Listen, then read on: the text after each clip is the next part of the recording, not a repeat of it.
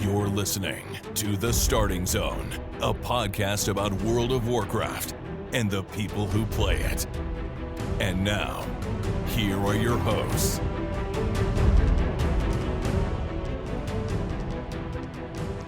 Well, hello and welcome to The Starting Zone, the podcast about World of Warcraft and people who play it. Today is September 7th, 2025, and my name is Spencer Downey. Thank you so much for listening and subscribing to the podcast. I'm joined, as always, by my co-host, Jason Lucas. Jason, how are you doing on this fine episode 700 Sunday? Oh, happy 700 to you as well. I'm doing great. It's Sunday morning. We're doing a morning record this week. It is. Which is, we've been doing this show so long that now we're middle-aged men, and so we're becoming morning people.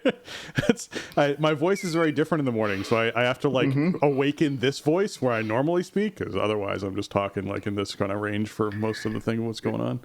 Yeah, just gotta get it revved up. So yeah, here we are, and 700 is a real weird milestone to think about. I mean, it's been 9 years for us doing the show on a weekly basis with some bonus episodes. We used to do a lot of bonus episodes, and so that added up. And geez, I mean, about 160 of those were not you and I, but we were also involved in a lot of shows in that 100 to 60 160 range.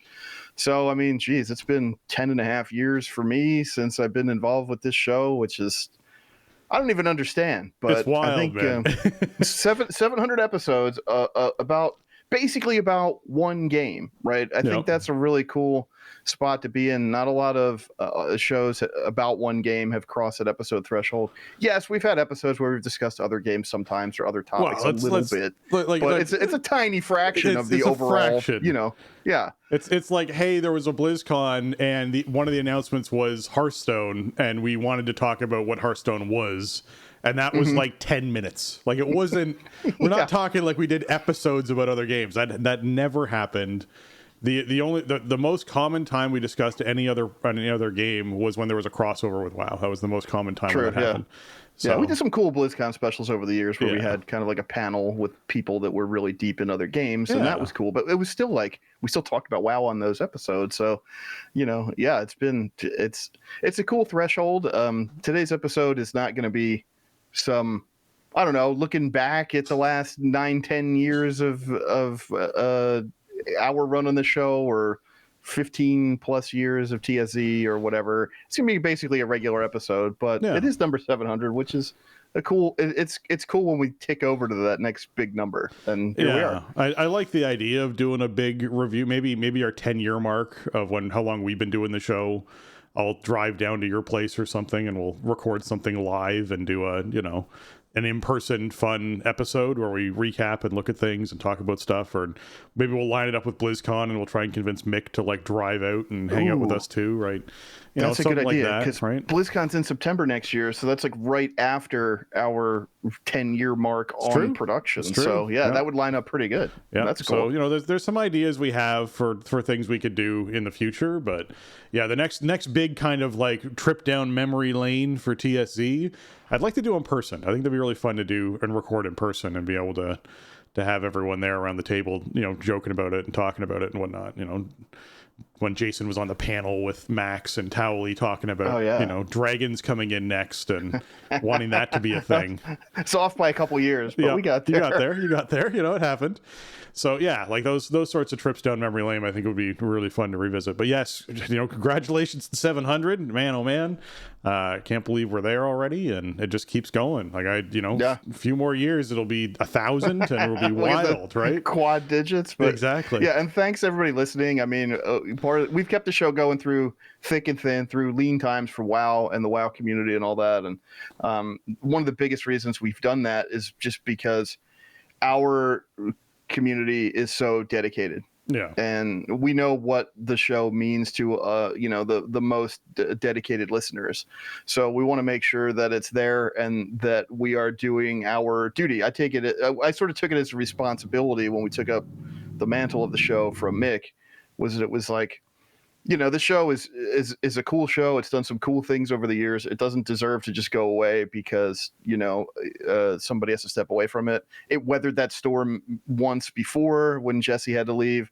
So, you know, we were inheriting a show that already had a footprint and a legacy and an audience, and we weren't going to just do the same show. We were going to do our own version of that show, but you know, and we lost some of the older school listeners in the process, but we also retained quite a few people who had been with the show from the beginning. So that's, you know, that's been a huge factor in doing it. It's just people reacting to it, enjoying it, just engaging with us. That's why we do it. So thank you to everybody who's done that over the years. And, you know, yeah, we definitely wouldn't be at this number without you, because we don't want to just put it out into the void. The fact that we know people care about it means a lot to us.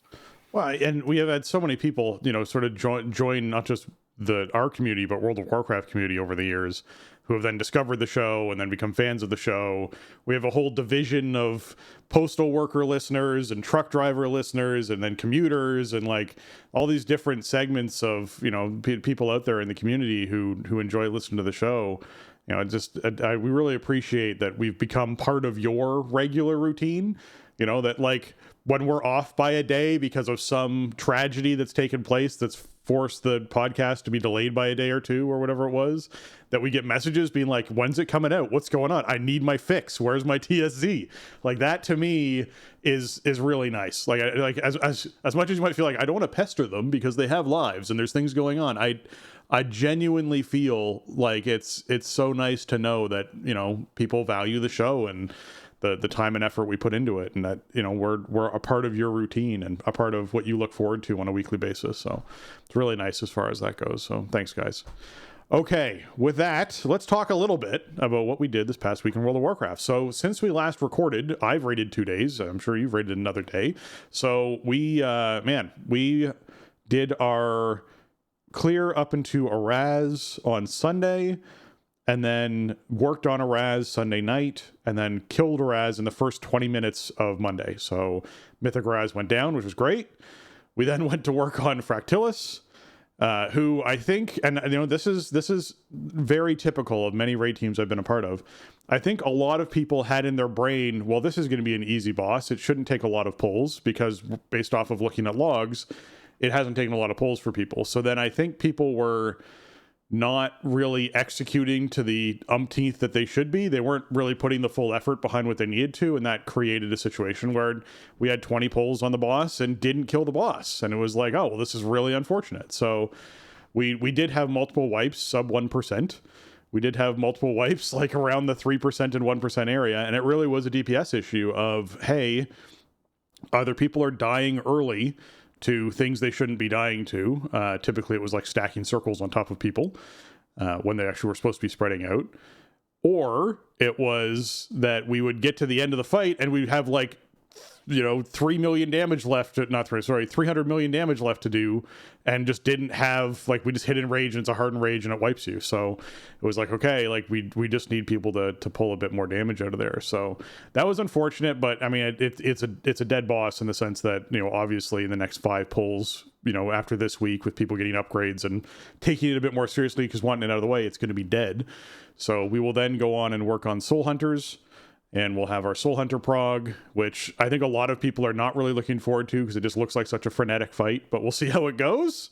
And then, then we're on to the last 2. So like we're getting close to starting to work on those last couple of bosses.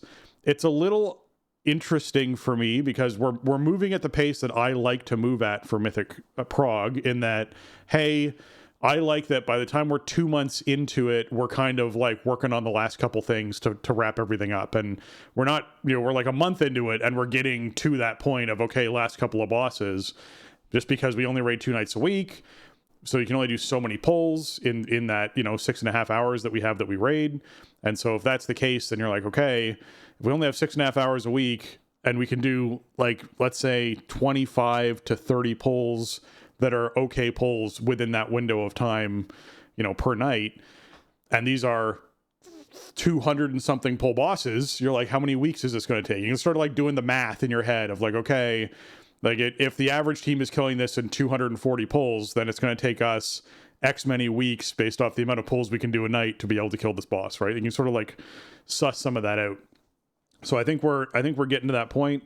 There is slight concern for me that there's still people who are pulling the last two bosses who have not been nerfed at all. Obviously, we've received a 3% buff, and we're receiving more gear, so we're getting up towards that like 7-10 eye level range for most of the people in our group, which is about where Limit and them kind of were. So we're starting to get to that level of gear. Plus the 3% buff. We're going to have another 3% buff coming up soon. So that kind of counts as a sort of passive nerf to those bosses. But we're still seeing people pulling those bosses and doing over 300 pulls and over 200 pulls and sort of, getting those bosses down. And we haven't seen any changes to them on Mythic difficulty. So I'm curious what Blizzard's move is going to be, whether they're going to leave them alone and try and let the passive system just clean this stuff up for people, or whether some of the changes we saw come through on Heroic and earlier difficulties, most of which were based around scaling on group size, we'll see some of that stuff start to find its way into the Mythic content at some point over the next couple of weeks. So I'll be curious to see how that ends up going. Yeah, the zone buffs that we get as a result of the Renown track, they're a cool addition, but also they don't really totally take the place of surgical nerfs.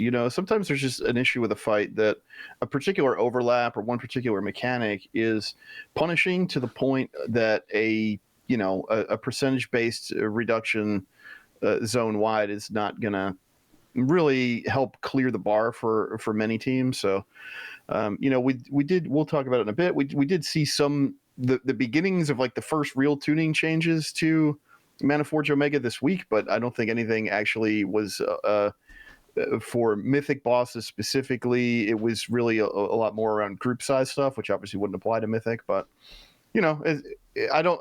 Hopefully, we've only seen the zone buff thing through the Renown track one other time so far, right? And we definitely saw a bunch of targeted nerfs during that. So there's precedent that it's like that's not the only thing you're going to rely on. But they know they can't, right? So hopefully we start seeing them kick in before too long. It's been a month now, give or take, for the raid to be out, and you don't want to see teams getting stuck. I think that's what really that's what causes people to just walk away. You don't want to feel stuck on anything. You want to feel like there's value in logging in and pulling a boss, and you want people getting upgrades and feeling rewarded for playing. So hopefully it won't be too much longer. Yeah, that was interesting. I had a debate with a couple of raiders on my team, and obviously these are people who do Mythic content, want to do Mythic content, want hard content, enjoy hard content, and they were very much against like any kind of health style nerf to these fights because they want the fights to be difficult. The one thing that did come up a couple of times was the pushback on Dimensius and whether or not that could get 15% less knock pushback would be kind of nice on that to sort of make that a little bit more survivable, and that's something that would help teams out a bit that does not basically get helped by, hey, you do 3% more damage this week. Like that'd be a surgical nerf that you're talking about. And yeah, I think there's a lot of people out there who don't want Mythic content to become easier content and get nerfed over time, and to sort of let it settle and sort of see where stuff happens as people gear up and get through it. I think my concern is very similar to what you raised of I've seen enough raid tiers now, and I've seen enough Mythic raid tiers now, especially having raided all through Shadowlands, where I'm like, okay, I've seen raid teams fall apart on a regular basis. I've seen Mythic raid teams just collapse on a regular basis.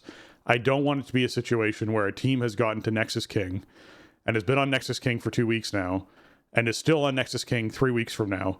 And basically people are like, screw this team, I'm leaving, we're going somewhere else. Like that to me is a really sad situation when it does happen.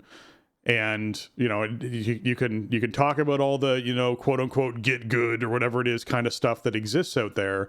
I don't think the content should be in that position. I think it should be something where teams that are working on content 2 months into that content being out shouldn't take 400 pulls or 300 pulls or even 200 pulls to kill those bosses. I think that range of 125 to 130 pulls to 190, 200 pulls is kind of like your magic area for those last two bosses.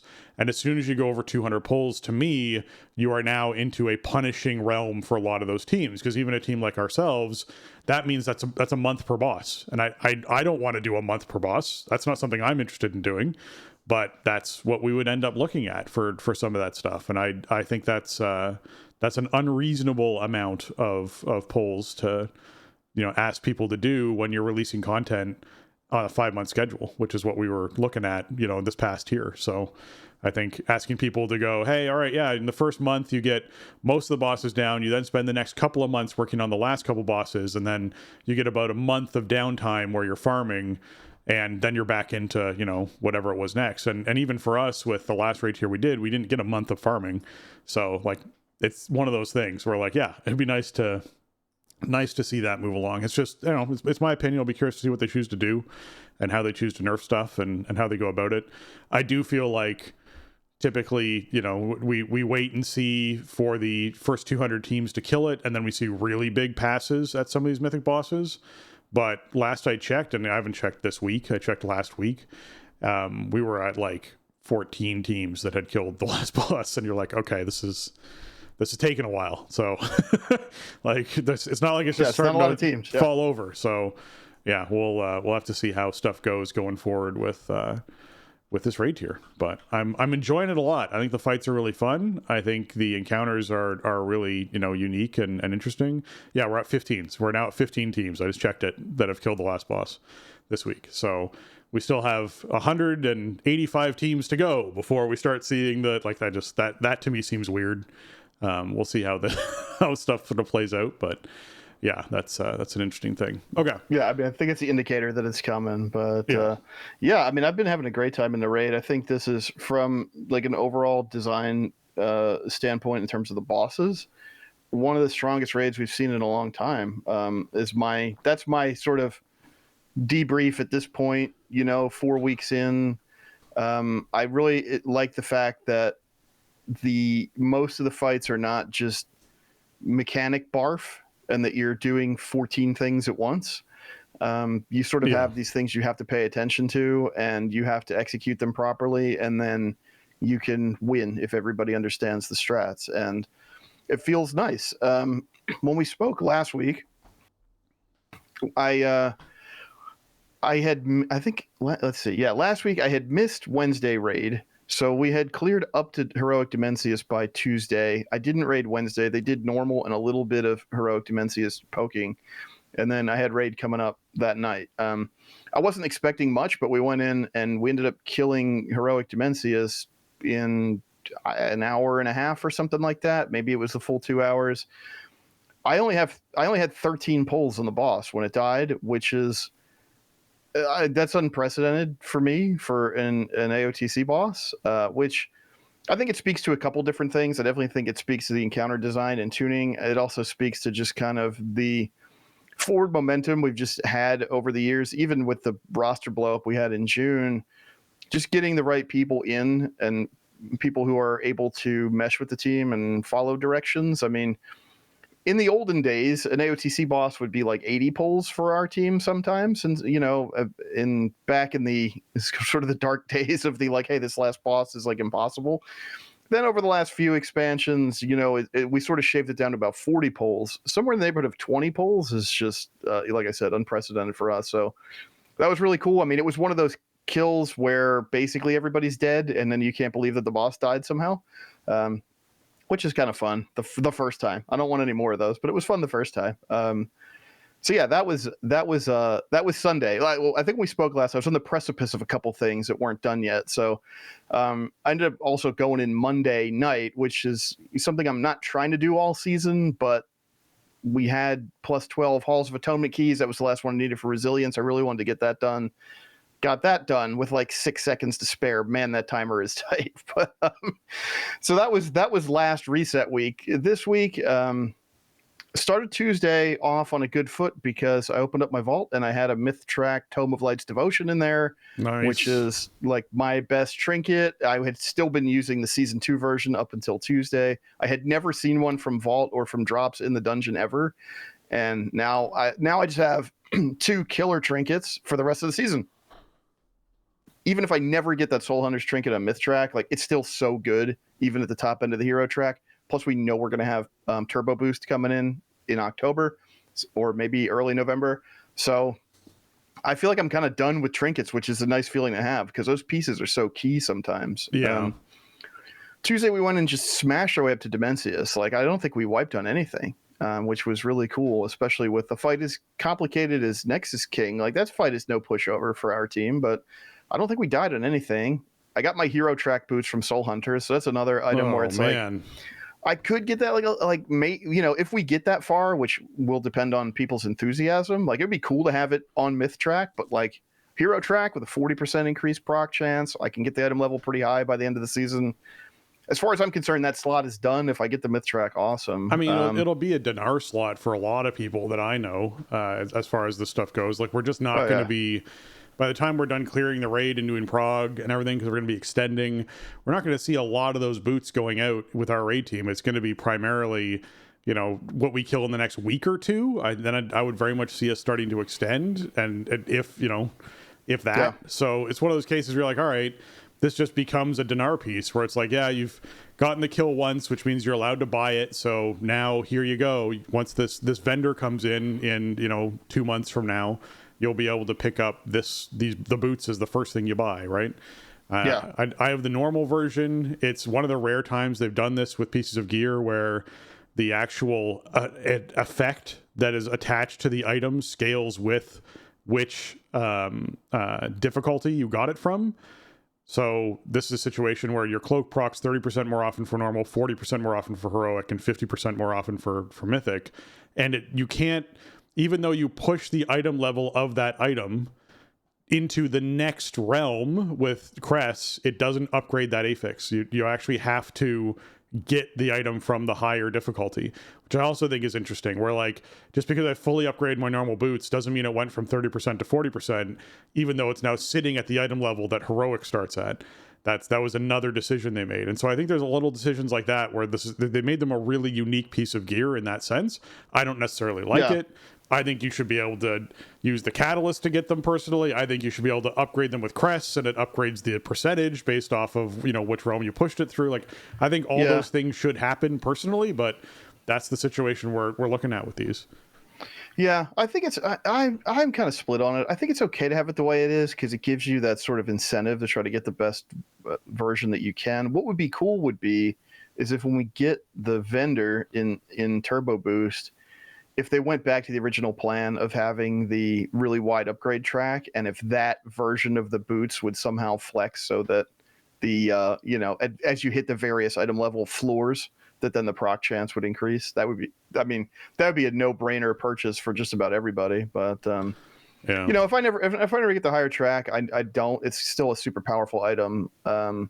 Wednesday we re-cleared Dimensius. It took a few pulls. We had a couple people in that weren't in for the initial kill. And I mean, there's a lot that can go wrong on that fight. So I think we spent maybe about 45 minutes or an hour on it. But we got it back down. We got some more AOTCs out. Many more people were alive for the second kill. So that was awesome. We had some time to start up on Mythic Plexus Sentinel. We're getting to about 50% with like a lot of people dead. So we got tonight to work on it.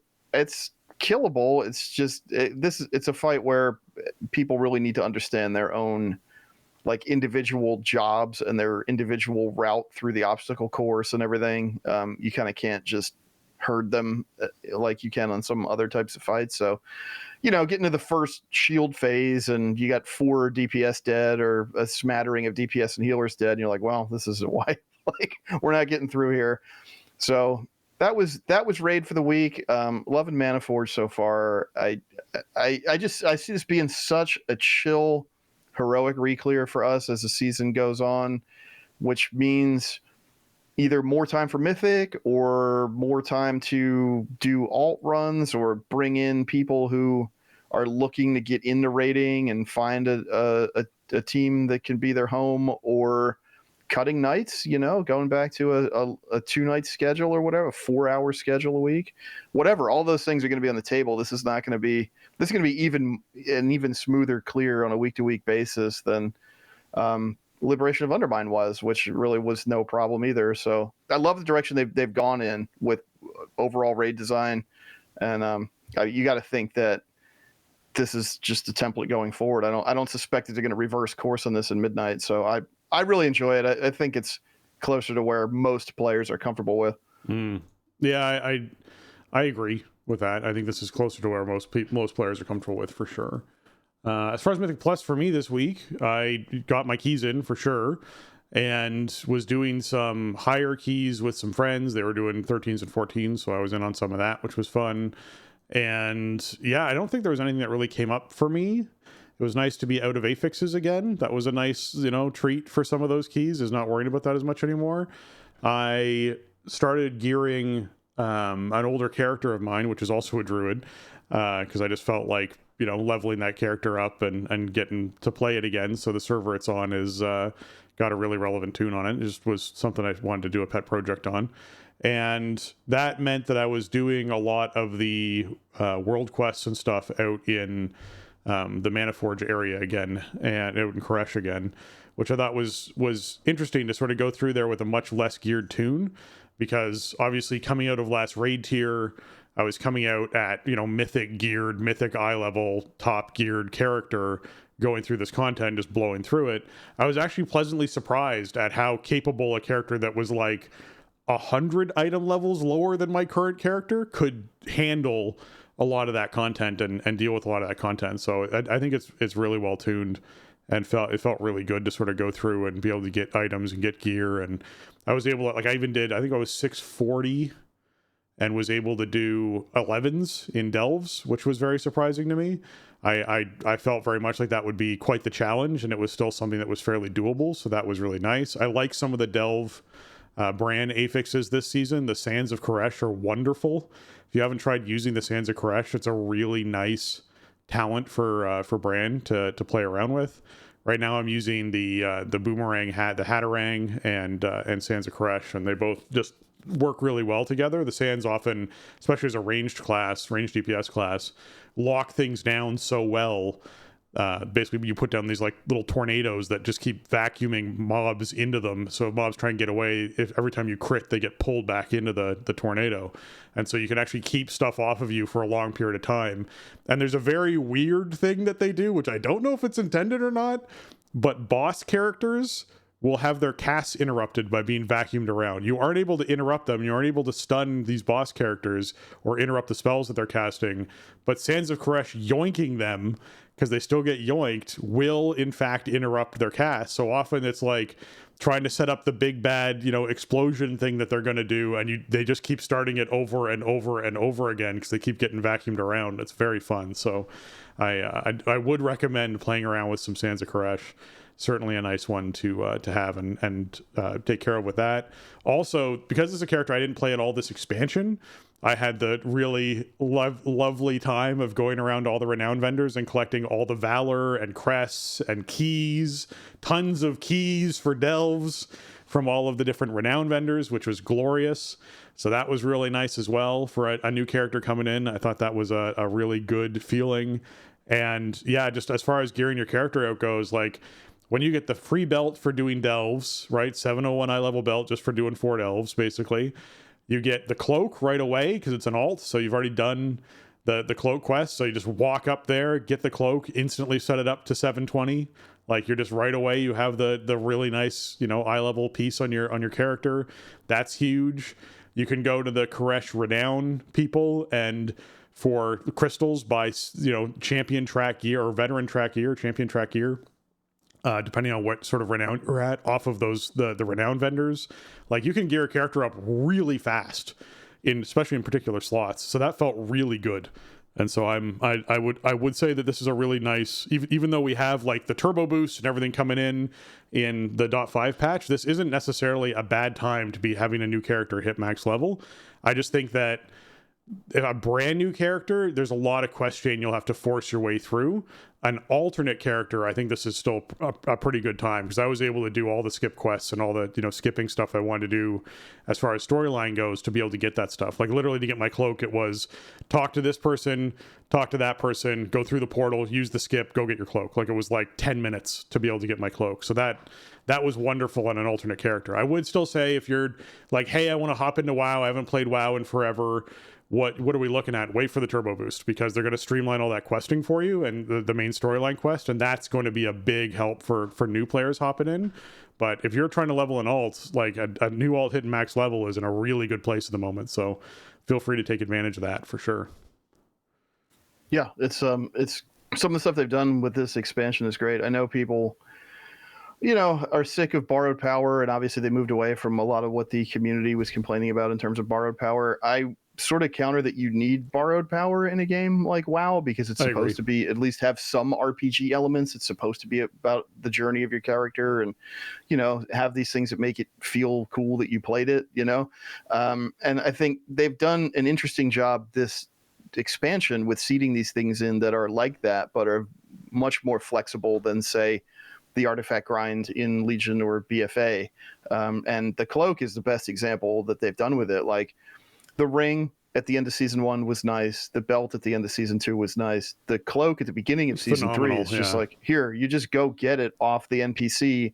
And if you had it max level on your account, then it's immediately max level. Yeah. So it's super flexible. It gives you a massive power bump to just get in and start, playing the new content. It's really cool. Yeah. As far as like Mythic Plus and other non-raid stuff this week, I cracked 2,900 by about 2 points. So I'm still doing basically 12s, but we'll get there. It's a long season.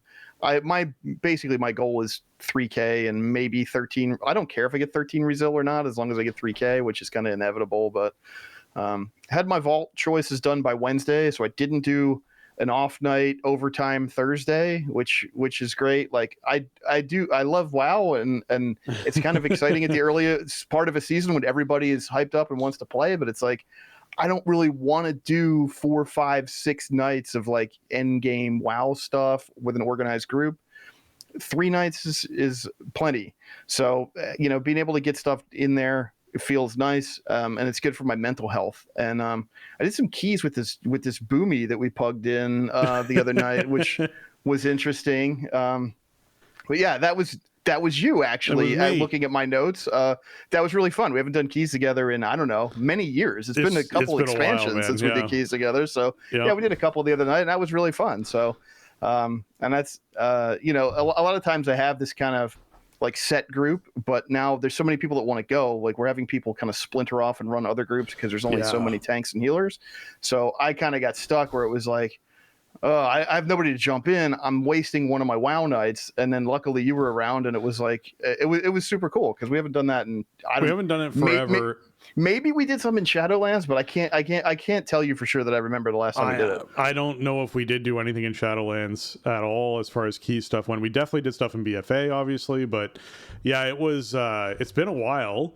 The setup to the story basically for this is that I had wrapped up what I needed to take care of as far as guild stuff went for the evening, and was poking around on streams, and Jason was streaming. If you have not gone and twitch.tv/ShieldWall and check that out.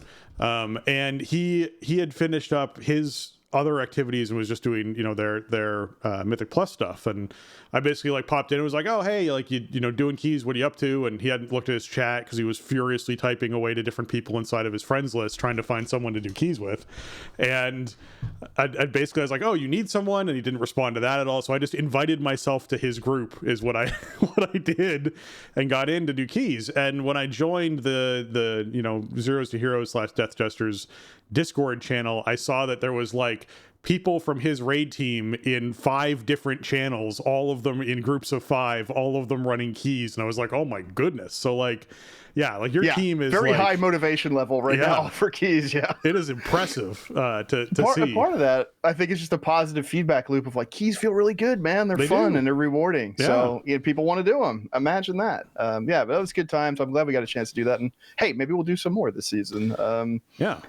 And then on alt stuff, well, actually, I did a lot this week. I'm just looking at my notes here. I mean, I want to say I finally activated 4-piece on my monk, but that sounds really entitled considering this is week 4 of a new season and it's my alt. But man, when you get like, you could argue that there's a problem with the Brewmaster Shadow Pan 4-piece because it does so much damage, yes, it dude. Does. It's so over the top.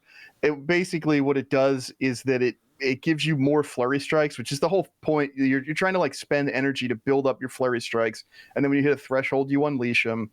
The 4-piece with the 2-piece and 4-piece, it makes them do more damage. It makes you it makes you proc more of them, and also in your weapons of order window, it makes it so that you proc them by spending way less energy.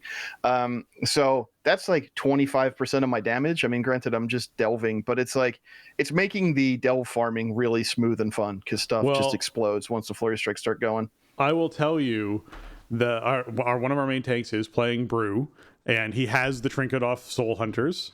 And there are pulls where it reminds me of BFA tanking, where the tank is just astronomically far ahead of DPS in that pull situation. And it's not necessarily all the DPS. Obviously, depending on what your composition is, you're going to have 1 or 2 DPS ahead of the tank, but the tank is like right there, maybe 10 or 15% damage behind them on those pulls, just cranking out damage as a Brewmaster.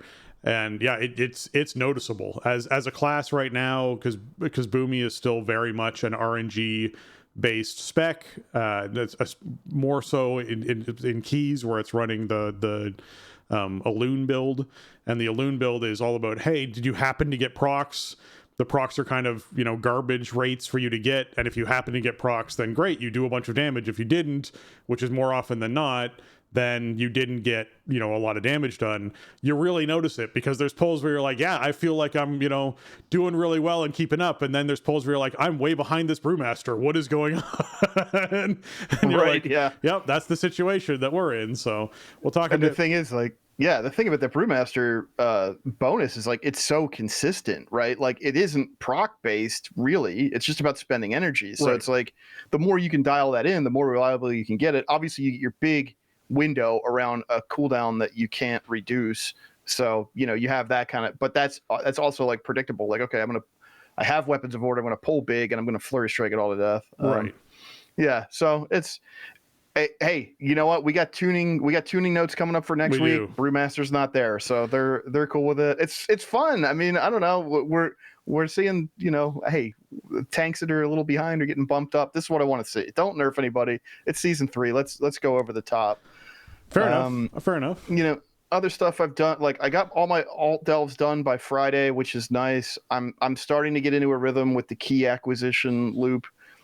It's so much better since they added the extra one. That was really what was missing, was the one from the phase diving cache not being there. That was really screwing it up. It's pretty good now, and also the ethereal doors just make all the difference when you're doing that 7th, 8th delve, and you're just like, there's nothing in this for me except a trinket choice in my vault. And you get that door, and it's like you finish a delve in 5 minutes. Perfect. I love that. And then just some other stuff. I'm done with Rune Crest now. I think I got whatever piece I was missing, so all I have left is a Gildeds on my main. I hit rank 20 renown with Koresh Trust last night, so rep is done. I got all my rewards. I got my non-consumable augment rune. I got my flying mount, my title, all that stuff. So probably going to dial back the outdoor stuff a bit, because there's still some stuff you want to do, but like I've been doing every world quest rotation, all that stuff, buying contracts. I'm done with that. The people who have their non-consumable augment rune and have hit 20 have not missed a beat really going along in this stuff. I know I think it was last week people were starting to get the augment rune, because you get it at like 17. Something like that. 18 maybe. Yeah, 17, 18. So then, that those, like, the people who are now wrapping up were people who didn't miss anything. We're now a month in, because hey, we have Darkmoon Faire back, and we had Darkmoon Faire for the first week of Koresh, which is what everyone was, hyped about. So this is one of those times where it's like, okay, the next, I feel like, round of people who are not really pushing all that hard will be a couple weeks from now, and then they'll have their non-consumable rune and everything will be all wrapped up. So yeah, it's there's definitely a lot to do out there. I will say that I personally put doing the Ecodome stuff off by a certain amount. This is my like ridiculous work season at the moment, so my game time is pretty limited. I valued getting Mythic Plus time in and getting rewards from that over getting Renown rep up to be able to get the rune quicker. So I think I'm at like 12 or 13, so I'm not far away. But it is one of those things where, it's going to take me some time, because I didn't unlock all those daily quests that they have for the particular factions out in the Ecodome for a little while. So took me a bit to get on the train that everyone else was on, but I'm on it now, and so it won't be long after that. One thing to check out too, if you're interested in Koresh Trust rep, or you're feeling like you need to get somewhere you're not getting, don't forget the dungeon quest in Dornegal, and it's not always a seasonal one. You know, sometimes it's Stonevault or whatever. So I've been going in and doing that on Follower just to get it done fast. Oh, it's so good. Because it's 1,500 rep, I think, right, for the quest. So it's like that's almost an entire rank. So keep that in mind if you haven't been doing that and you want rep. Last thing I want to mention. Before you move on from that, I just want to say that as a DPS spec, as a boomkin, I think this past week was Priory. I literally like just ran ahead of all the other followers and just starfalled and dotted stuff and ran. And like bosses had 9 million hit points. Trash had like 1 million hit points. Like you just melt everything tearing through that place. So follower dungeon, if you're like, I don't know, and it might take some time, but it literally takes 10 to 15 minutes. Like just crank that through, get the rep. Yeah. It's worth it. It takes as long as it takes to walk through the interior space of the dungeon, basically. Yeah, like nothing is going to slow you down. So yeah, that's what I've been doing. Especially if it's a non-seasonal one, I'm definitely doing it. If it's a seasonal one, it's like, well, if it's going to hit me a new rank, then I'll do it while I have a minute before I see what keys I get this week. But anyway, keep an eye on those. And I did Eastern Kingdoms Cup. It's about to expire. I think it ends at reset. And so I'm not sure when you're going to be hearing this. It may be done by that time. But I did Eastern Kingdoms Cup, and I bought all the new stuff. I don't really like the way that it works, though, because there's a quest to do every race once, and that gives you 10 of the tokens. Yep. And that's it. That's all you get. So if you do it on the character that already did it, you can't re-earn the achievements. You don't get any of the tokens for doing an individual race if you already golded them all, because you get 1 token per achievement you unlock per race. Yeah. So I went around and did them all on my main, and I'm like, well, I only got 10. I figured there'd be another quest for like, okay, now do them all on advanced, now do them all on reverse, and that would be enough to buy all the new stuff. It doesn't work like that. So I had to go get an alt, and then I was getting the achievements again. But the problem is, nothing tracks this. Like if you look, the achievements are account wide. So if I look on my monk, for example, it looks like I already have all the achievements. Right. So I can't tell which ones I haven't done, and nothing in the game calls it out. So that was a little confusing, but I went back, I got the 10 from doing the warrior, and I'm like, oh, I should do a different character. And then, then I was able to buy the rest of the stuff after I did the quest, and I did a couple extra races on the higher difficulties or whatever, just to get some extra tokens. Now I got to remember, okay, if Eastern Kingdoms comes back around again with a different set of rewards, don't do the warrior. Yeah, I got to go down to the druid. Like I can just go down the list. Yeah. It's not very elegant. So I love the event, and some of the races are so cool, man. It's so fun zipping around. I love the one at Bastion of Twilight. That's a really cool one. The one around Karazhan's really cool. There's like 3 in that area. There's like 3 in the Bastion area. Yeah, I love them. Like they're real.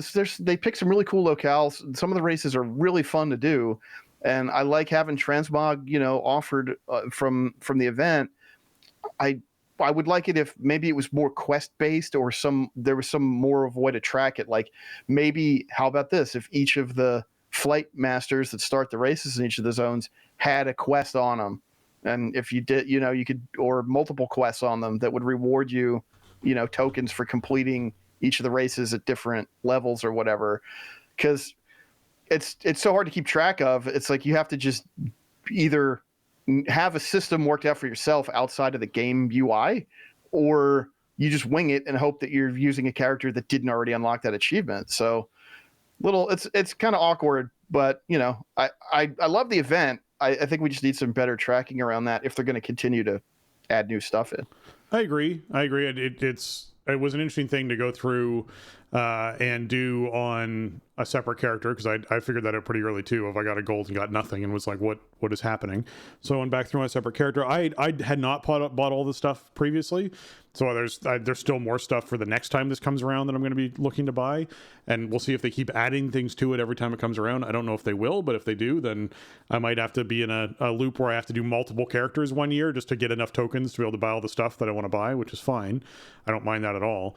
It is a fun event. I do enjoy it. It does not take a super long time to do, which was the thing that sort of prevents me in some situations from doing holiday events. Is it's like, if this is going to take me like 6 hours of trick-or-treating to be able to get enough trick-or-treats to get all the stuff I need to do, I don't know if I'm going to be able to dedicate that time to the game to be able to do that. So it's definitely nice when we hit something like this where it's like, no, you can knock this out in an hour and a bit, and it's not so bad. So certainly worth putting the time in if you're trying to get some of those rewards, if that's what you're looking for. All right, with that, let's talk a little bit about what's going on this week in World of Warcraft.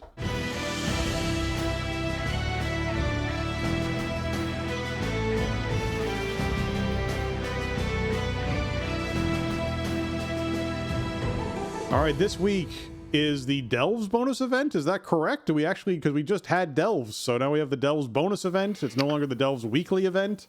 They didn't overlap this time. It's really unfortunate. They didn't. But if you didn't do your Delves weekly event last week, you could still be holding on to it. If you were slacking, now you can now you can say I wasn't slacking. I was just optimizing. It was an optimization move. True. Yeah, it's true. So yes, this means the Sign of the Explorer buff is up, where your Delver's journey gains are increased by 25%, and your companion experience increased by 25%, and your undercoin gains are increased by 25%. So get yourself 5 delves completed and you get a champion piece of gear. Another great way to get some more gear for one of those alternate characters, and definitely a great way to level up your brand. This is going to be a big week for brand leveling for people who are not quite at 100 yet. I think I'm at like 84 or something like that now, 85 something. So I have a little ways to go, but we'll get there. My brand was definitely not maxed out at the end of last season, so I've been enjoying the delves so far and getting brand leveled up and getting all the extra earnables and all the new curios and whatnot. So it's been good so far for delves for me. So I've been happy with that. Yeah, good week to get in there. For me, like I maxed out my brand a couple weeks ago, but I do an obscene amount of delves, so that doesn't you do that doesn't surprise me, right? I was doing one character up until this week. Yeah, and I mean on my alts I do 8 a piece weeklies. It's a ton. I've fallen off a bit doing the main. Like I'll do the main just for the gildeds or for to get them early in the week so I can get some upgrades going before I jump into Raider M Plus, or for weekly stuff. So like I'll do them on the main this week. The undercoin is massive. Like it's going to be great getting some extra undercoin because that's another way to get keys. Once you get far enough up the journey, you can just buy keys. They're expensive, but I don't think there's a discount in the journey this season. So extra undercoin is quite welcome. That's the other big thing for alts was not only do you get the cloak and the belt and everything else, you can just buy trinkets at the end of a delve was miraculous for an alt. Of just like, hey, here's a couple of, champ track trinkets. Just buy these out. You're good to go. That was that was wonderful too. That could be such an annoying slot, on a low gear character. You have nothing in there at all, or you have something from 4 expansions ago that doesn't do anything. As much as I like to complain about delve trinkets, and I think I would love it if the only delve trinkets were on the vendor. Exactly. You take them out of the chest, take them out of the vault, just put them on the vendor. You don't have an issue with there being a vendor. You like that there's a vendor. You have an issue that they still drop elsewhere. Yeah, I'm feeling on that. Or let me trade the trinket to the vendor for something else. How about that? It's. I also have I think I'm like 60% done with Delver's Journey. Looking forward to banging out a ton of progress on that this week. So it'll be good. I think the weekly wrapper quest kind of sucks. Like 5 delves is a lot for a champion cache, and so I may not bother because it's like I don't need that on the main. Like unless you're gearing an entire character, it's not super helpful. It's like it's not even great for my alts that I've been running already. Maybe this is the week I start playing the DH or the Paladin a little bit just for some variety. But I don't know. It's too early for that. Then it's like because then I feel committed to I'm going to keep those going, and then it's way too much. Yeah. Maybe I don't go down that road. But anyway, great week for delving. And if you haven't kept up with your weeklies, if you have a couple stashed. Titan Disc Fragments and the Delves Weekly from Bran sync up perfectly with this. You do 5 delves, you'll have all of this stuff done. Yeah, really, really nice synergy there if you haven't done that stuff the previous couple weeks. Yeah. It is going to be choose one week this week. This means we get to choose one thing that we're going to be participating in, whether that's delves, which would be really convenient, the Undermine Explorer, world bosses, role quests. Role quests, there's one that's for Koresh now that I saw the last time this thing rolled around. Snuffling, Dungeons, Awakening the Machine, Severed Threads Pack, Theater Troop. Like, there's a bunch of them. So we'll have to choose one. My hope is it's either the Dungeon one's really easy, the Delve one's really easy, Theater Troop is really easy. So like one of those tend to be like a good one to sort of come across and participate in. I still do Theater Troop on a couple of characters because, I mean, even just getting the 50 fragments towards a key right now is really nice. So certainly worthwhile knocking out if that's something you want to do. But yep, we got choose one week coming up. So hopefully there's some good picks. I'd like one around phase diving, because that's the thing I've been doing on every tune now because of the cache. So like the 3 tunes I rotate, I'm always doing that anyway. So that would be some cool variety that's thematic for this patch. And it's like anything that is something I'm already going to do is my go-to, right? Like I don't want to go out of my way for this. I want to incorporate it in my normal routine. And I think that's the objective. I think the objective when they choose one is, hey, hopefully this aligns with something you're already doing for players. So yeah. The PvP Brawl this week is Classic Ashran. Man, oh man, we just had the big old, throwback to Terran Mill and South Shore, and now we have Classic Ashran happening. So these are very large brawls that the people are getting to see here. This is the original Ashran battle from back in Warlords of Draenor days. Oh my goodness, that was like ages ago. And you could head to this zone. In this case, you queue for this zone and get yourself some Marks of Honor, Conquest, and Honor if you win. But typically what we see is either a battle that lasts like an hour and a half, that is a lot of honor gain, but not very efficient, or a battle that lasts 7 minutes and it's both teams just rushing the final boss on both sides to see which team can kill it first. So if you choose to queue into this, it's going to be one of those two things. If everyone mounts up and just starts riding down the side of the map, just follow the crowd. That is my recommendation. If people aren't, if everyone's splitting off and doing their own thing, then you're in for the long haul. So we'll see what happens on your queues up for this week if you're doing some Classic Ashran.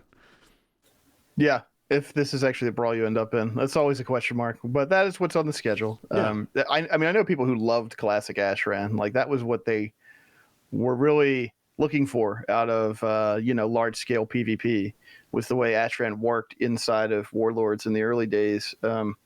So it's cool to have a nod to that. I will probably not be in here, but I've done it in the past, and like it's great when the base race works, and when it doesn't, it's really not great. So it's just funny. But there are people who want to be in there forever, but I think most players, when they're joining a queued experience, that's not really what they're looking for in 2025. Right.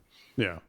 Yep. And as far as Mythic Plus goes, we have Pulsar coming back this week for folks who were curious about still doing stuff below 12s, which I think are the majority of people out there. So keep in mind, you're going to have these orbs spawn around each of the different players.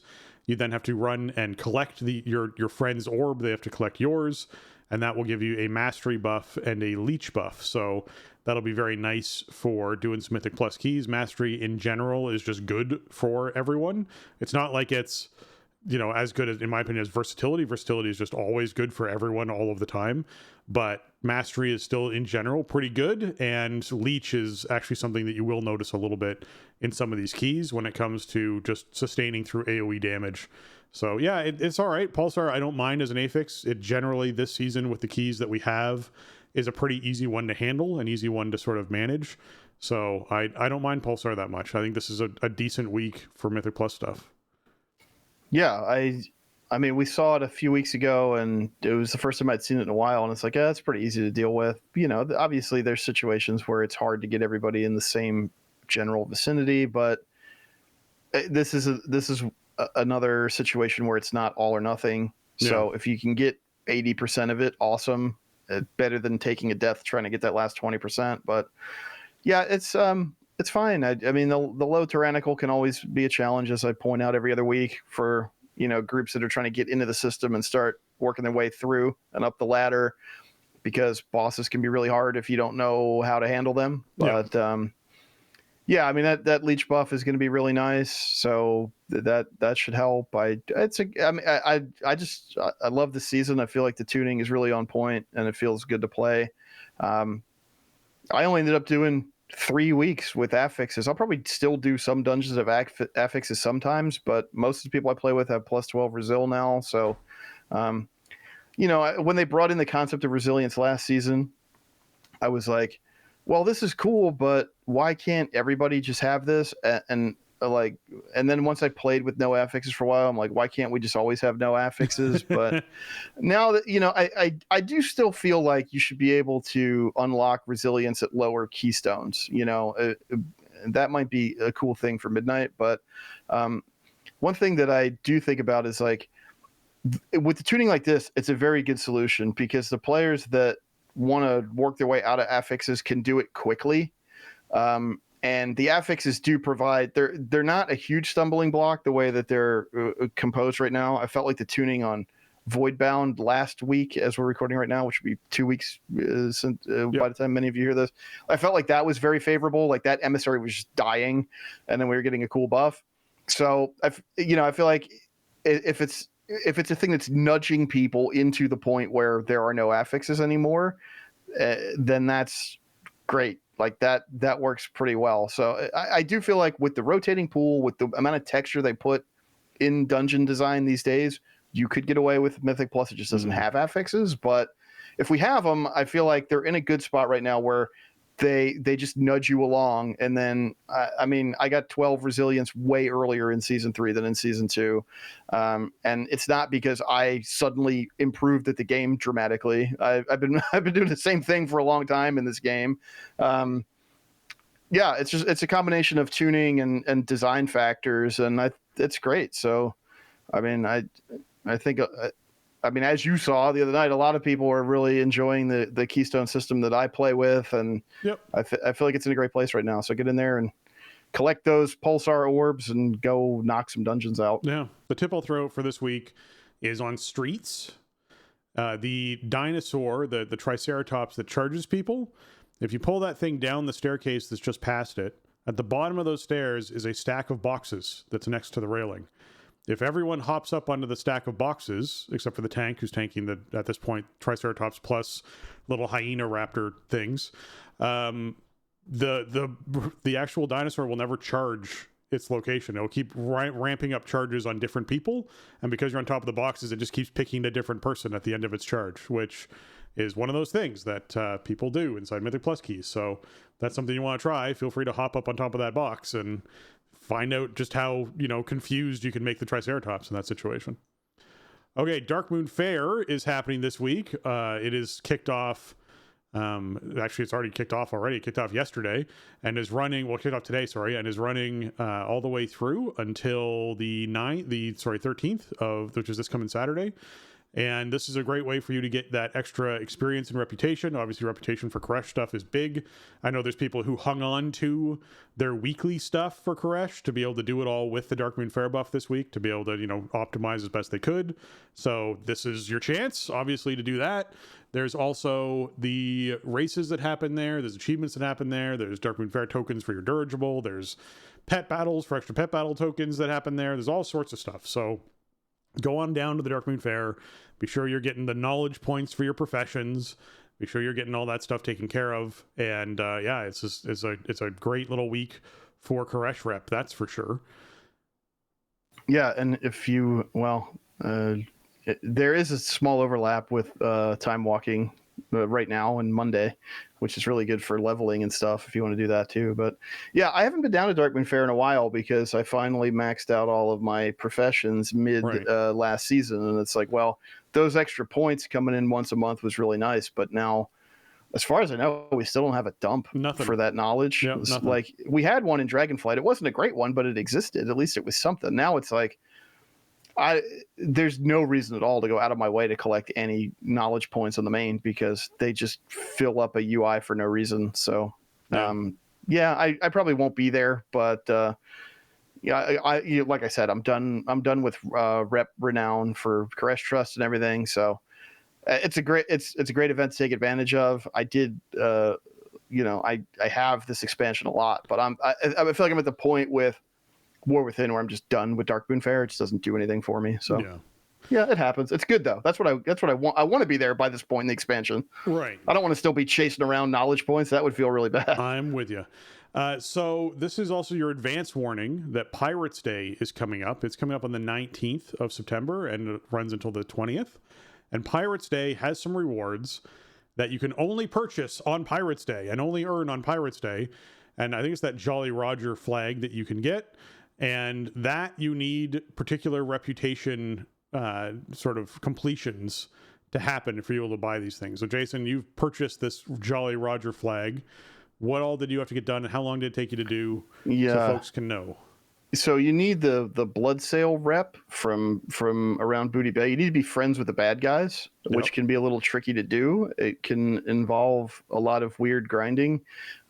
My suggestion would be, if you're interested in this, the Jolly Roger toy rules. It's so cool. And if you want one, you have from Friday midday Eastern US until Saturday midday Eastern US to buy it, and then you got to wait a whole year. So you got to have the rep done in advance, or just slam it out that day, which, like I did a few years ago, which was not a great way to do it, but that's what happened. What you can do, there's a quest in the quest line in Booty Bay that makes you like infiltrate the Bloodsail, and then you're like assisting them. You're like a Bloodsail swabby, and you work your way up the ranks, and then like you kind of double cross them. But there's a part where you're in the scenario where the Bloodsail are attacking Booty Bay, and you're like able to attack the friendly or like neutral NPCs in Booty Bay, and you get Bloodsail rep for killing them. So you could just like sit in that scenario and stuff spawns and you just tag it and kill it. And with a high level character, it's very simple to do. It's just a bit time consuming, but it's a pretty consistent rep gain compared to, I don't know how else you'd even do it at this point. So, it'll take a few hours probably if that's what you need to do. But if you're interested, this is your one chance a year to do it. And, you have like a week and a half. So just keep it in mind. I think it was back in like, I don't know, 18 or 19 that I was like, oh no, Pirates Day's coming up. And then it was here. And I said, okay, well, let me just drop everything and kill pirates all day. Whatever. But I got it done. It's super cool. I mean, you get some other stuff too. Like you get stuff for hitting that rep threshold, which is cool. I think there's some other Mog and stuff you get, but then you can also buy the Jolly Roger toy on Pirates Day. There's some other stuff from Pirates Day too. Like you just go to Booty Bay and you can get the joke book from Old Erie and all that. But the big prize is the Jolly Roger flag. So that's, if you care about it, have it on your radar. Don't be like me, park a tune and do a little bit at a time until Friday the 19th. And then you can get your flag. Yeah. All right, as far as hot fixes go, there's been hot fixes. We have upcoming class tuning. We have like a couple of things to discuss. No major like big news things that were released, but this is stuff that we definitely want to cover. As far as character services go, they fixed a bug that could cause players to not receive the intended renown and currency when boosted to 80. So, that if you've been affected by that, you got to log out, log back in, and you should be given everything you were missing. But that was one thing that got resolved. So if people were boosting characters, that would be why you were not getting that. It was bugged. It was no good. The Druid 4-set, which this just speaks to my Boomkin soul. They fixed an issue with the Druid 4-set bonus that frequently prevented the set Star Surges from splitting to nearby targets. Literally what it does as the 4-set is causes your Star Surge to split to nearby targets. So the fact that this was frequently preventing that from happening is just lame on so many levels. Now, this is specifically for Elun's Chosen, so that's the other thing to keep in mind with that. So this may have been also affecting some of the Elun's Chosen damage that we were seeing. But yeah, in general, Boomy is substantially behind the next DPS class. We are seeing some class tuning happening for that, but we're talking about like a 2% to 4% increase, which is pretty meh by comparison to the 15% that they are behind the next thing. So I will continue to beat my Boomkin drum of you guys need to buff this class. It's really in the worst place it's been in for a while. So it'd be great if we could, make it at least somewhat viable versus The other classes it shares that lower rank with, which are DPS classes that have multiple DPS specs all within its same realm. And so it's like, oh, well, you know what? If Outlaw Rogue happens to be down there with Boomkin, that's okay. You can still play one of the other 2 Rogue melee specs that are phenomenal at the moment. So yeah, I kind of wish they'd be like, yeah, the one DPS, range DPS Druid spec, you should probably keep that in like at least a reasonable mid-tier kind of place, so people can actually, you know, bring their character to raid. All right, creatures and NPCs. They fixed an issue that could cause diminishing client performance while engaged with Rashinor. I think that's called he has too much health. I think that's the decreased client performance. Yeah, no, they whatever this was creating lag issues and basically causing people to have really big frame drops and whatnot. So they resolved some of that, which is good, as well as they fixed an issue keeping kelp from Kelpmire to persist if the player was immune to roots when hit by the kelp explosion. So I guess they did not want that debuff to just live on people permanently. So that's gone as well, which is good to see. Yeah, kind of a weird thing. Yeah, this is like a rare in Ringing Deeps, I think. And what a weird bug to pop up. But hey, it's gone now. It is. In dungeons, players' deaths in +2s and 3 keystones no longer reduce the timer or display a death count in the objective window. So yeah, you're now not punished for dying in 2s and 3s, and you no longer count towards how many deaths were happening in that key as people were sort of learning through it. I like this change. This is just good little quality of life for people who are just getting into keystones and learning it. There's a little bit less, being tracked of like, oh my God, how did you die 57 times in a 2 or whatever it is, right? Like, it's like, no, you're all learning. We're all learning. Let's not punish people for learning. So 2s and 3s are now free of that, which is good to see.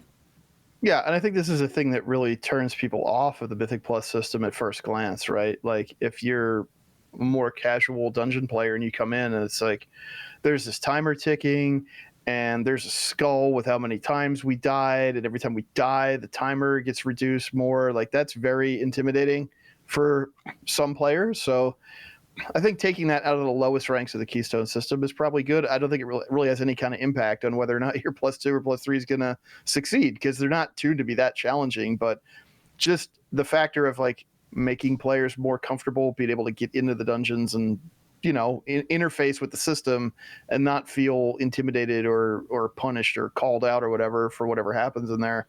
It's good. I mean, this is not going to like shift the landscape of the Mythic Keystone scene because 2s and 3s are more accessible. They fixed some issues with Lumathar inside of the raid, which is interesting to me. One of these, I'm actually wondering what it specifically means. They resolved an issue that caused Lumathar to stop tracking the player during the piercing strand if they transformed. And I'm wondering if they mean if you shapeshifted, like as a druid, or if you ran over one of those platforms that people put down on the ground that transforms you into a different race. I'm wondering if literally there was a bug where if you had piercing strand and you ran over one of those platforms, you stopped being tracked because it transformed your character. Like, I'm really wondering if that's what was going on. Oh yeah, I don't know. They don't specify, but also things like Avatar and Metamorphosis are transform effects, like the tooltip says transform into. So could be something with that.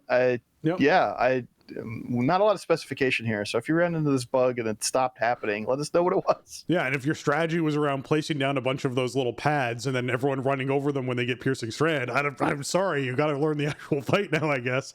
They resolved an issue that caused Lumathar to face the wrong direction when piercing strand was cast, and they also resolved an issue preventing damage reduction effects applied to Lumathar to modify the damage of piercing strand. So all of that got changed and fixed up. As far as Nexus Skin goes, the banishment now targets fewer players in small group sizes. Behead damage is now reduced in smaller group sizes. The Manaforged Titan, Nexus Prince, and Shadow Guard Reaper, their health has all been reduced in smaller group sizes. These are aimed at reducing the difficulty for small groups, with the greatest reductions being applied at 10-player groups. And then obviously, these only affect Raid Finder, Normal, and Heroic, with no change at 30-player, group modes or for Mythic groups out there. So, yeah, I think in general, you're not going to notice this a lot unless you're raiding with a really small group. It's really nice for people who are raiding with a really small group. I can't imagine banishment targeting the same amount of players at 10 players. That is just foolish. So I'm very glad that came in for those smaller groups. Yeah, absolutely. I mean, scaling group size introduces all kinds of tuning concerns, and it always has. And a lot of times, a fight will punish a big group of players because there's no room for stuff in the arena. Yeah. And a lot of times a different fight will punish a small group of players because you don't have enough interrupts. Yeah, you don't have enough coverage for stuff, or something targets too many players or something like that. So nice to see these. You shouldn't be punished for, if the game lets you raid with 10 players or the game lets you raid with 30 players, you shouldn't be punished by encounter design or mechanics because of the choice that you made. Yeah. Like if the game lets you do it, then it should be viable to do, in my opinion. So it's nice to see. I mean, there is a lot going on a fight like Dimensius where there's so many different like damage profiles that happen, or like different parts in the fight where some particular thing is really important, whether it's a DK grip or, some kind of movement or something like that. These kind of things are really tough. And I mean, Nexus King is similar too, where, you sort of have these different concerns when different phases pop up based on like, okay, we need a lot of sustained AoE to kill the groups on the side platforms, or or we need like really focused like burn damage on the dragon and the dragon burn phase. And so I think I don't know how the health reduction feels because I'm not playing in the smaller group size on Nexus King, but like our first look at that was like, man, we really got to make sure that we focus this Titan down because we are not killing this thing in time. So, and that was with a big group. With a small group, I'm sure it was much worse because the tuning was off, and it's like this thing is a giant health pile, and you don't have a lot of options to kill it. So, I think with these more complex fights, a lot of times you see this kind of stuff with smaller groups, right? We've seen it in the last many tiers, I feel like, where they end up making these changes. Usually they don't come in week 4 though, so it's nice to see this get some attention right now. We're talking about Gallywix towards the end of season 2, where it was like, oh, you need too many people in the soak circles, and then they fixed it pretty shortly after that, but that was like, that was not week 3. So it was cool. So late into it that it happened in one of our alt runs where interest had dropped off. So like that particular galley conversation on our show happened because I was running a heroic group with some of my guildies, and there was so little interest that we were pulling in pugs, and there was so little interest from pugs that we had like 15 people or something like that were in there, and you still needed 3 in each of the circles, and it was wiping us. Like that's where that conversation came from. So it was very late. That was like 3 months into the season, or 3.5 months into the season, that conversation happened. So yeah, like this stuff needs to happen earlier. I'm glad it's happening earlier. We have changes with Dimensius as well, where living mass health has been reduced in smaller group sizes and normal and heroic. The Void Warden health has been reduced in the same thing as well, with Nullbinder health in heroic sizes for Nullbinder health, smaller group sizes. The Nullbinder health reduction is by an additional 10% in heroic difficulty for all group sizes. They're just like across the board on top of the small group sizes. It's just in general reducing its health by 10% on heroic. And Massive Smash now only knocks players vertically as opposed to horizontally in Raid Finder and on story mode. I did actually experience this. This hotfix came in before I did LFR on my other druid that I was gearing up, and it was very weird to have Massive Smash land and my character just bounce. It's basically all that is. And you're like, oh, this feels very different than being thrown backwards. The very first smash that happens still knocks you backwards. The other ones don't. And so that first smash is still something where you just watch like 8 or 9 people die, like just on LFR. Like you get in there, you land on the platform, the first smash comes out, 8 or 9 people die because I'll get knocked off the platform, and you're like, okay, like it is what it is. That's, they give you a lot of battle reses now, I will say that. Inside of LFR, I think we had 9 battle reses or something when we were in there, so it certainly was a situation where basically the strat is complete the first platform, which doesn't have any of the pull down mechanics. You do still get the heavy gravity or whatever it is, the massive gravity orbs, but they don't do anything. They just exist, and you pick them up and they don't do anything. And then you basically still go to the other platforms, although it was very forgiving with throwing the big boulder at the platforms where the ads are, because it threw the same direction twice, which meant that we didn't actually have to move. We could just stay on the same side. So that was really fortunate for us. Then you get to the next platform where that happens. Then you get down to the actual boss platform. And as soon as we got to the boss platform, it was like res 9 people. Like, it was like you let everyone die up to this point. And you're like, who are the 9 people who were actually contributing? Res those 9 people. And then you're on that last platform until like the ring is on the final ring closest to the boss. And then the boss finally dies when you have the DPS to kill it. So it was quite the adventure to do it, but it was killable. We had 2 wipes, I think, to get to that point. The first wipe was so quick that because people got knocked off that we didn't actually get the resilience or whatever it is buff for doing it. So it was a second determination. Yeah. That's it. The determination buff. We didn't get that. So it took the second time to get that done, which was something to keep in mind as well. But yes, that is the new Raid Finder difficulty where people get knocked up. They also made it so that when any player engages Dimensius on Raid Finder difficulty, all players in the immediate vicinity are teleported to the location, which means this happened to me. I would just happen to be standing next to the left portal and someone took the right portal and suddenly I was just vacuumed into the left portal immediately. So it was like, okay, so like you don't have to really coordinate as much. Hey, everyone needs to click or who's paying attention or not. If you're standing on the portal, it will take you. And I think that's probably why 8 people died, is it took everyone, people weren't paying attention and just immediately landed and got knocked off the platform. So, you know, it is one of those things, I guess. It's LFR be LFR. It is what it is. They also made it so that followers should now engage more reliably in the story difficulty, as well as the broken world should no longer dismount players in story difficulty, and Dimensius no longer cast Supernova in story difficulty. So they made the story mode a bit easier for folks who are trying to get that done. I know my alt picked up the quest for killing Dimensius in story mode, so that'll be something that I knock out this week as well, just to get the crafting material. You can make a heroic piece off of killing story mode Dimensius. So that's certainly something on my list of things to do on that alt this week at some point.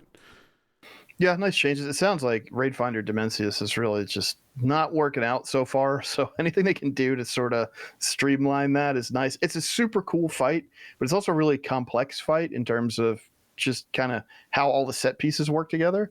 So I'm not surprised that on these, more casual difficulties that there's some issues. So wouldn't be surprised to see more changes as it goes along, but I'm glad they're doing some stuff. I mean, story difficulty really should not ask very much of you at all. Yeah, I feel like that's not the point of having story mode. It's just to kind of like see what the room looks like and watch the boss's death animation and watch the cinematic and then complete your quest. So yeah, anything they can do to smooth that out is great. Good to see. The Eras's Ritual Forge trinket that people have been using apparently previously could do things, and now they've removed that, which is good. It can no longer critically strike you, which is really good to know. Because, yes, there would be definitely people who would be taking a very large chunk of damage if this thing could critically strike when you used it. I don't know why it could in the first place, but that's been resolved. It also is no longer affected by damage done or damage taken modifiers. So if you were someone who was taking increased damage done and you use this trinket, you could critical strike and, like, I imagine do 5 or 6 million damage to yourself, which would be pretty brutal. Or you could be someone who hits bark skin before using it, and then you take reduced damage, so you just don't even notice the effect that it's doing. So, like, I'm glad they resolved this. It's supposed to do one very specific thing. I'm glad it now does that one very specific thing every time. That just makes sense for what this is supposed to do. Making it critically strike you is so trolly. Like, my hope is that it was actually intended, and they were like, let's let them crit themselves for a while, and then we'll turn it off after a couple weeks. Like, in my head, that's what I want it to be, and not just a bug, because it's just way funnier. But yeah, like it just makes sense because some classes have like really strong damage taken modifiers, right? Yep. And can take a lot less damage at the push of a button than another class or spec can. So that's not really fair. But also on the other side, critically striking the player for an on-use item that they know that they're doing to themselves, and the whole point of it doing damage to you is that on use is that you can control when it happens, right? And you have an idea of like how much damage it's going to do. If it crits you out of nowhere, that whole element goes out the window. So yeah, good change there. Yeah. As far as items go, the Nexus King's command Oathbound effect on marked allies is now consumed by Word of Glory, Eternal Flame, and Lay on Hands. So that is no longer something that just isn't consumed, which with some of these spells would be very powerful. The Unyielding Nether Prism no longer fails to split damage and scale as intended. So that's also a good one that they got in there and fixed. Class tuning. let's talk a little bit of class tuning here, all right? Blood DKs, your bone shield armor is being increased by 10%. So those normal melee hits from mobs inside of Mythic Plus should not hurt quite as much. That's good to see. You're also getting a 6% static buff increase to your damage. So damage across the board should be higher. I'm curious to see how the bone shield armor effect works as far as like what that now feels like for people trying to heal blood DKs. But I'm hoping it helps a bit. I'm hoping that there's a little bit of a noticeable, hey, these people don't spike as much when they pull 5 or 6 mobs. So that would be good to see. Go ahead. Yeah, armor's tricky because the diminishing returns falls off so hard as you get more of it. But especially at the outset of a new season, you need to gear up to kind of the floor of the new season. So armor is valuable, like at the outset of a new kind of item level reset. So yeah, it's kind of weird to see like blood sort of lagging behind, because usually blood is sort of the go-to or a go-to. Blood's used to sort of being like the king of some of this stuff, and it's well behind in a lot of regards right now. So it definitely needs something. I'm really glad that they're taking this route of like, let's bring blood up. Let's not bring anybody down at the moment. I don't know if this is going to be enough, but it's a good start. I think this is a good direction to go in. And, I think doing something like giving them a bit more armor, letting them take more of a punch, especially early in the season, is a good way to go, because this is when they're going to be getting hit the hardest. Yeah, it'll be curious to see how it feels. Druid, as far as balanced Druid goes, this is one of those things they do that I really dislike about Blizzard stuff, because it's really unclear, because they don't give you a dev note as to what they were trying to accomplish by doing this. So balanced Druids get a 5% all damage increase buff right across the board. They then nerf the Starfire damage increase by 5% on your 2-piece. And they nerf the Fury of Elune damage by 10% on Elune's Chosen build, and they nerf the minor moon damage by 10% on Elune's Chosen as well. So you're like, okay, you buffed me by 5%, but then you nerfed the 2-set bonus for Starfire damage, and then you also nerfed the AoE, the damage that we get from Fury of Elune, which is like a really impactful ability for Elune's Chosen. Overall, from what I'm hearing from folks, this is like a 2% buff to Boomkins in a Mythic Plus, AoE kind of situation, and a 4% buff to Boomkins in more of a single target style, situation. But that's kind of like in ideal circumstances. So it's just odd when we get a note like this, like, hey, we're increasing all the damage that this class does across the board, but we're also nerfing all of these things about their talents and tier set. And you're like, okay, what is the net gain / change for this class? Like, what is this going to feel like? And in general, they aren't moving from their current location on any of all those Wowhead charts people release about, where they're sitting. They don't move from we're bottom of the bottom location. You just slightly change the gap between you and the next person, which, isn't great. So, there's more changes that need to happen. This to me tells me like they aren't really sure what they want to do with Boomkin. This to me tells me that they go, hey, we don't want Boomkin to be the Mythic Plus class that does the most Mythic Plus damage that's just ridiculous. But we also recognize that no one's bringing Boomkins to any of the high Mythic raid stuff because they're just bad at single target comparatively to all the other range classes that people could bring. So that's a problem. So how do we actually, kind of make them viable in raids so people don't feel really bad playing their Boomkin? And that Boomkin, even though you're doing a perfect rotation, is losing dramatically to a class that's doing an imperfect rotation, is kind of just fooling around. The most telling thing to me, this is really telling, is, and rankings don't mean a lot inside of Warcraft logs, except this is a really easy way to tell class balance tuning. If at the end of a fight you're looking at damage rankings, and there's people who are doing green parses that are dramatically ahead of a Boomkin doing orange parses, that's a really clear sign that, hey, these classes are massively tuned higher in damage than this Boomkin is. This Boomkin is doing a very good execution. They're performing better than the majority of other Boomkins out there, yet they're still performing worse than the mediocre to low end versions of these other people that are playing these other classes.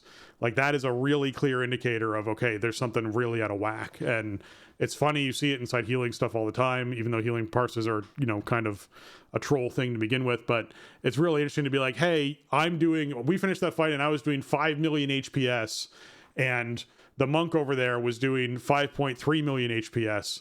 And I got an orange parse and they got a gray parse. And you're like, well, how did that happen? And you're like, well, because monks are just super strong, or whatever it is. I'm just making stuff up there. But that is this type of situation you run into. And that's where you start to see the really far imbalance between these classes in that circumstance. So I want dev notes for this stuff, man. I want the devs to say, hey, this is what we're trying to accomplish, so that Boomkin players can go, you didn't accomplish that, if that's what, is happening here, right? Yeah, I think that's kind of the frustrating part about the communication, is that this is a very safe tuning change, right? This isn't going to throw anything out of whack. It's a small bone they're throwing to balanced players, and they know that their damage is going to go up. But, is it going to be enough to offset the imbalance that players are feeling? And yeah, without a developer's note, it's like, well, we don't know what they're aiming for. Like, we don't know what the goal is or what the design direction really is. And yeah, it's weird to be, you're reining in, a couple abilities as you're doing an overall buff. Like, obviously you're concerned about something flying off the handle, but we don't know what it is. So yeah, it would be nice in this situation to be like, hey, balance really isn't where the spec isn't where we want it to be. Yeah. And we're making some preliminary changes so we can assess later, and we're really looking at the interaction between these two things, and your feedback is valued, whatever. Just something like that, I think, would make these notes just hit a bit differently. They just feel different as a player if that information was contained. Yeah. As far as evokers go, augmentation getting more buffs. They have increased the 2-piece bonus for disintegrate by another 10% damage, as well as scale commander's bombardment's damage was increased by 25%. Bombardment still being a really awkward type of ability to have happen during raid, because you have dragons fly in over top of your raid group, which are visible to your raid group, and then bombard things. So often players get really freaked out because they think like ads are flying in or something. There's what tends to happen here. So yeah, that's a good one to see buffed, I guess. You're just going to see more bombardments happening. Devastation, same thing with bombardment buff, as well as the command squadron 2-piece getting that 10% disintegrate as well. And they also buff deep breath damage by 10%. It's surprising to me because Devastation is performing incredibly well. Now, my assumption is people aren't playing Scale Commander as often. I haven't really looked at it, but this is strange buffs to see happening for one of the top damaging specs in the game at the moment. Like, we're talking top 3 at least on the majority of fights that it's in. So yeah, they're tuning up the other hero talents, and we're talking about 20%, 25% changes, 10% changes to some of these major abilities. Like Disintegrate you use constantly. That is your Scale Commander, that is your like number 1 cast spell. It's getting a 10% increase. Boomkin's got a 5% increase across the board, and then nerfed their 2-piece and 4-piece bonuses. Like, what is happening with this class balance stuff? You're like, oh yeah, no, Devastation, it's one set of hero talents, everyone's using those, so we should really buff the other one to make that one, close to viable with the main one. Let's give it more buffs than we're giving Boomkins. Like, wait, what? That's weird. Why are we doing that when it's the bottom performing DPS spec in the game, according to the majority of log information you get? Yes, there's certain encounters where it's better. Yes, in some Mythic Plus situations it's better. But yeah, a little weird there. Preservation damage, also the deep breath damage for preservation got buffed by 20% as well. So that's an overall increase across the board for deep breath stuff in Devastation and Preservation. So big changes there. Yeah, and we're still just buffing Augmentation's personal damage, which is just never going to get them back into the mix, and shouldn't, because it's not what they're supposed to be doing. But that's a topic for another day. Yep. I do think it's the deep breath, the damage increase is kind of funny, and it's there's something that struck me funny about it being the only line item change for Preservation. I don't know why. It's a strong that just kind of made me go, well, that's funny. Yeah, it's a very strong healing spec at the moment, so they didn't need healing buffs, but clearly they feel like its AoE damage, probably specifically in Mythic Plus, needed something to help it out a bit. So Deep Breath is also like, it's like a degree of difficulty thing too, right? Like you got to line it up. Your character repositions. It can be dangerous to use at a bad time. So I guess you want to get a good payoff for it, even if you're like off specking it, right? So yeah, it kind of makes sense in that like risk reward type of idea. There are talents that let you guide it when you're casting it. There are talents that in general, when it's untalented, you can choose how far you're flying. So there is a certain degree of control in there, but yeah, it is something where you are choosing to have your character move in a direction, and if it moves over top of a circle, it's going to explode. You're going to take that damage and die. That is just one of those things. So there are also talents, I believe, I don't remember what tree it's in, that make you take reduced damage while you are doing a deep breath, so that you are less likely to die if you fly over top of a circle that's doing something. Beast Mastery Hunters, I'm hearing a lot of rumblings from this community. All damage dealt increased by 4%.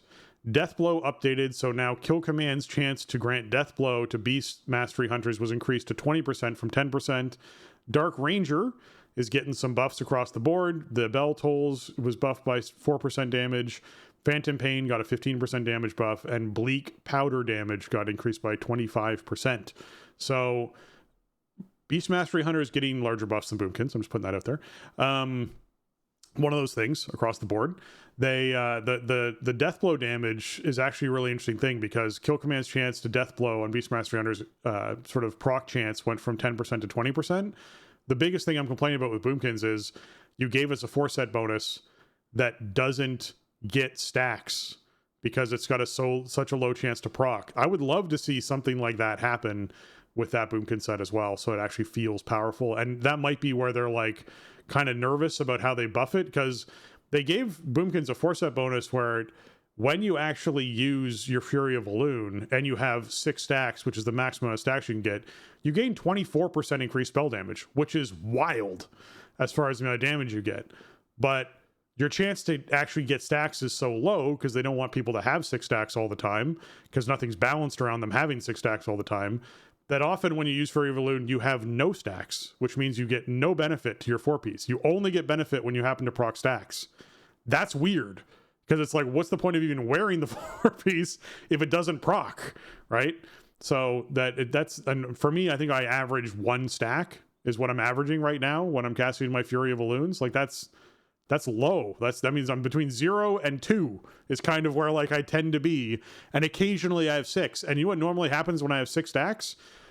People are like, okay, so for this poll, I'm going to have a conversation before we do it. And by having this conversation, all of your stacks are going to fall off. And then you can't actually have any damage buff going into this poll. And you're like, great, thanks. I really appreciated that moment of pause so that the 20-second buff that I have wears off before we actually engage, and I can cast Fury of Elune, which is how you activate your buff. So yeah, it's just a bad system. Like, if anything, I feel like they should make stacks last a minute. So like, it's sometime in the next minute you should cast a spell would just help that a little bit. Like, there's tons of things they can do, and I know I'm harping on Boomkins. It's just, it's been in a bad state for long enough now, and with a kind of a stupid RNG bonus, that I want them to actually address some of these issues, because they're just really chronic issues for the class, and it's just unfun to be in a situation where you're relying on that. Okay, Mistweaver, Master of Harmony. They fixed an issue that caused Ancient Teachings healing to not be increased by Coalescence. Holy Priest getting big buffs for Halo usage in particular. Halo healing has been increased by 12%, and Halo healing, heal healing has been increased by 12%, so your heal ability, and Halo healing has been increased by 40%. So for people who are worried that Halo did not feel like a big button to press and have go off, it now feels like a big button to press and have go off. You're getting 40% increased healing buff to that. That's big. For those of you using Archon, the Empowered Surges increases the healing done by Flash Heal by an additional 15% when it's affected by Surge of Light, so keep that in mind. In Discipline, because Discipline Priests are finally in a position where people are not using them for everything in the game all of the time, they increased Atonement Healing by 5%, and Atonement Healing is increased by an additional 100% outside of raid. So not overall, it's actually a nerf from 125% down to 100%, but you get a static 5% increase healing from Atonement. So I'll be curious to see how that feels for Discipline. I don't think this will get them back into the game from where they are currently, but this is a buff. So that is something to consider for those Holy Priests or Discipline Priests out there. Man, that's the class balance we have coming in. I think the biggest thing, and I'll harp on this a little bit, is we need dev notes for this stuff, guys. Like, where is this coming from? What is the objective? What are you trying to accomplish in some of these changes? Just giving the community that kind of knowledge and awareness of like, hey, we feel like AoE damage is too low. We want, AoE damage to be higher without increasing single target damage. Here's the changes we're making. Like, that objective just allows people to go, okay, you went about it this way. We don't feel this is working as well, or this worked really well. Do this some more to sort of help us out in that range. Or we don't feel like this worked really well. Here's a way we think as a community, this might actually help out in a better circumstance to achieve what you're trying to achieve. Right. And without having any kind of context, it's like, hey, you buffed overall damage, but then nerfed tier set bonuses. Like, what are you attempting to accomplish here? Do you feel like people who don't have their tier set bonuses yet aren't doing enough damage? Is that what you're trying to, like, hey, my alt druid who doesn't have any tier yet is now going to be doing more damage. That's going to feel really good.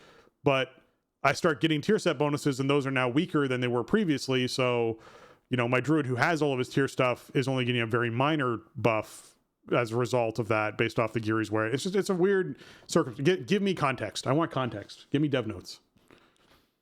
Yeah, I don't, and they've been pretty good about that over the years, but this round we got really, there's nothing about anything, right? None of the class changes have developers notes included with the published changes. Maybe we get them because these aren't live yet. This is coming in on Tuesday. So it's possible that maybe we get some more context once actual, like, the changes go live and the hotfix blog comes out. But yeah, I think it's hard to really gauge, what a change is trying to accomplish without that context sometimes. So yeah, and they know why they're doing it. So just let us know. Right. I don't think that's too much to ask, especially if you're putting the post out about the changes in advance of them going live.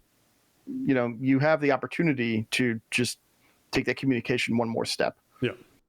As far as the PTR goes for 11.2.5, the Legion remix is getting some additional update stuff in here. Brand's Bronzebeard now offers an option to skip to max level and the end of the Skies on Fire Phase 1 experience. You also have Brand's Bronzebeard given some free gear and mementos, and now appears at Krasus's Landing as well as the Infinite Bazaar. So if you're trying to get some of the brand stuff done, oh wait, this is Bronze Brandbeard. This is a different character. I'm dyslexiaing this up like crazy. He's like a brand that's made out of bronze sand. Yeah, this is a PTR only thing. I was doing some PTR last night, and PTR is only up for a couple more days, so it might be gone by the time that you hear this. But it is really cool because you can talk to Bronze, and you can just immediately skip to level 80 with raid gear, with like Emerald Nightmare gear, if you want to test that max level stuff, or you can level up traditionally through Legion Remix on PTR. And also, there's a feature where you can go talk to him, and he goes, oh, you're supposed to have this much infinite power for your level, and you just get a chunk of it, and so you can unlock more traits or whatever. As I was testing the level up basically and just trying to see how that felt. So yeah, that's just a PTR convenience. That's not going to be part of the actual game, but this is a really tight testing window. It's only 1 week, and that week is like halfway over as we're recording this. So if you want to check it out, if you have an opportunity, utilize that. Go to the Infinite Bazaar, find Bronze, and use that to do whatever, if you want to jump to that max level stuff, you can just go do it. It's pretty nice. It's a pretty nice quality of life to just jump in and test the stuff you want to fast without having to spend a lot of time. Yeah.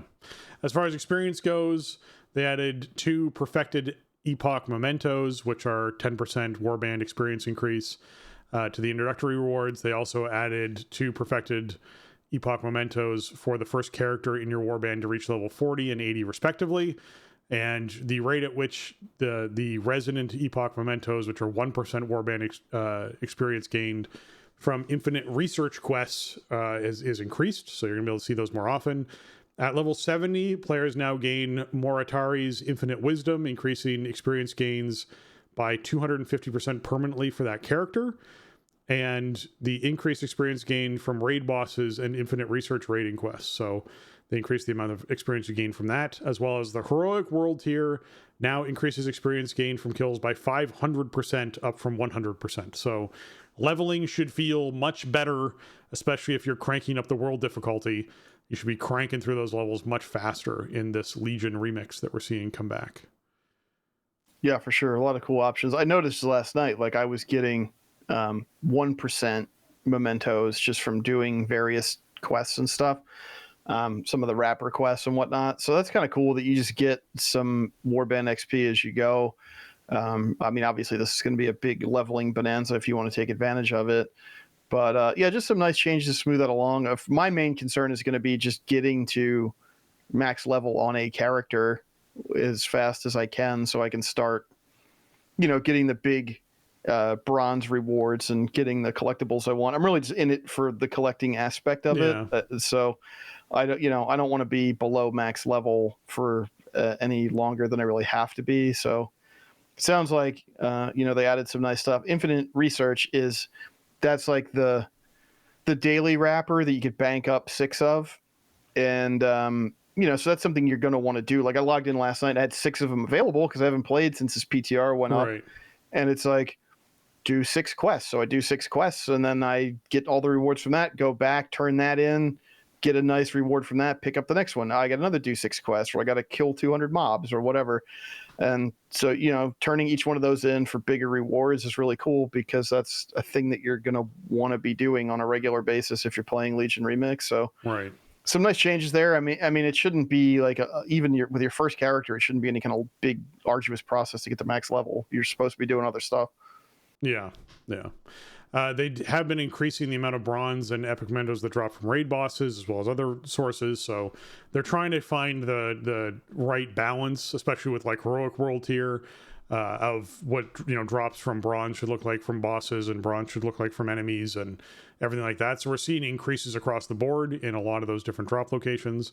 So it feels like they're trying to get that number up towards what's going to feel good for players. I feel like this initially was going to be a much more arduous grind, and they're sort of figuring, hey, this is not what players are looking for. Maybe they listened to the last episode where I talked a lot about like how much time I wanted to actually invest in this event, but who knows? And that they've been increasing the amount of, not only like how quickly you acquire power, but also just how quickly you acquire these sorts of currencies to help you purchase the stuff you want to purchase. So it's good to see that happening across the board. They also said they greatly reduced the overall enemy health by at least 40% and damage by at least 50% across all dungeons and raid difficulties. And Trial of Valor and its introductory quest line are now included in the Skies of Fire phase. And the bolstering affix now increases allies' health by 10%. Previously, it was increased allies' damage by 20%. So they've taken the damage aspect off of bolstering. It now increases their health. So you still have a build-a-boss of health, but you don't have a build-a-boss of damage. So that's in there now too. So lots of interesting changes coming in there. The dev note for this is saying that these changes are aimed at increasing the value provided from acquiring better gear and more artifact power for the amount of relative scaling they've changed inside of normal world tier, normal dungeons, and LFR raids. So yeah, it's overall it's good changes. I'm glad they're moving in this direction. This should be a easy, silly, fun kind of experience for folks to get into. I don't think there should be prog inside of Legion Remix. That shouldn't be a thing, in my opinion. No, not in terms of the end game dungeons and raids. I mean, I guess if you really want to push up super high keystones, then sure. The heroic world tier could be interesting. That might be the avenue to really introduce that kind of challenge and texture, since it's like opt in, opt out, and whatever. That could be maybe a bit different. I mean, I did find, like, in my testing, there's a ton of gear, and you get like these big jumps as you're leveling up. I don't know how it feels at max level because I haven't played it, but I think maybe that might go a long way, like not having to split your bronze between powering up your gear and collecting, and instead, like, anything you do might reward you a nice gear upgrade. That seems fun. I like the idea of that. I feel like I don't know. I had fun with what I was playing last night since these changes came in. I played for maybe about an hour or two, and again, just starting at level 10 or whatever. But it felt like a nice curve, and I was just kind of tearing through stuff and getting a lot of power and powering up my artifact.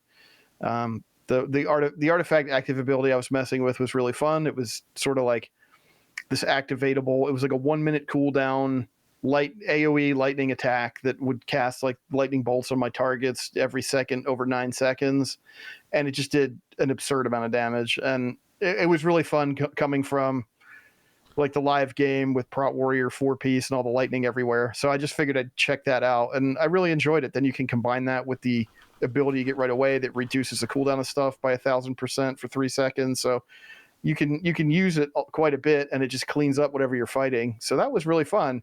I feel like Legion Remix might be headed towards a bit of an identity crisis, because I'm a little concerned that Blizzard wanted to do something different with Legion Remix and make it be more a longer tail and more serious of an experience than MOP Remix was.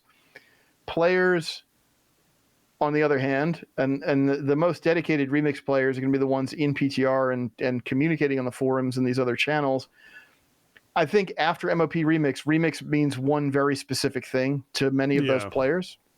And what they want is a rerun of MOP Remix just in Legion.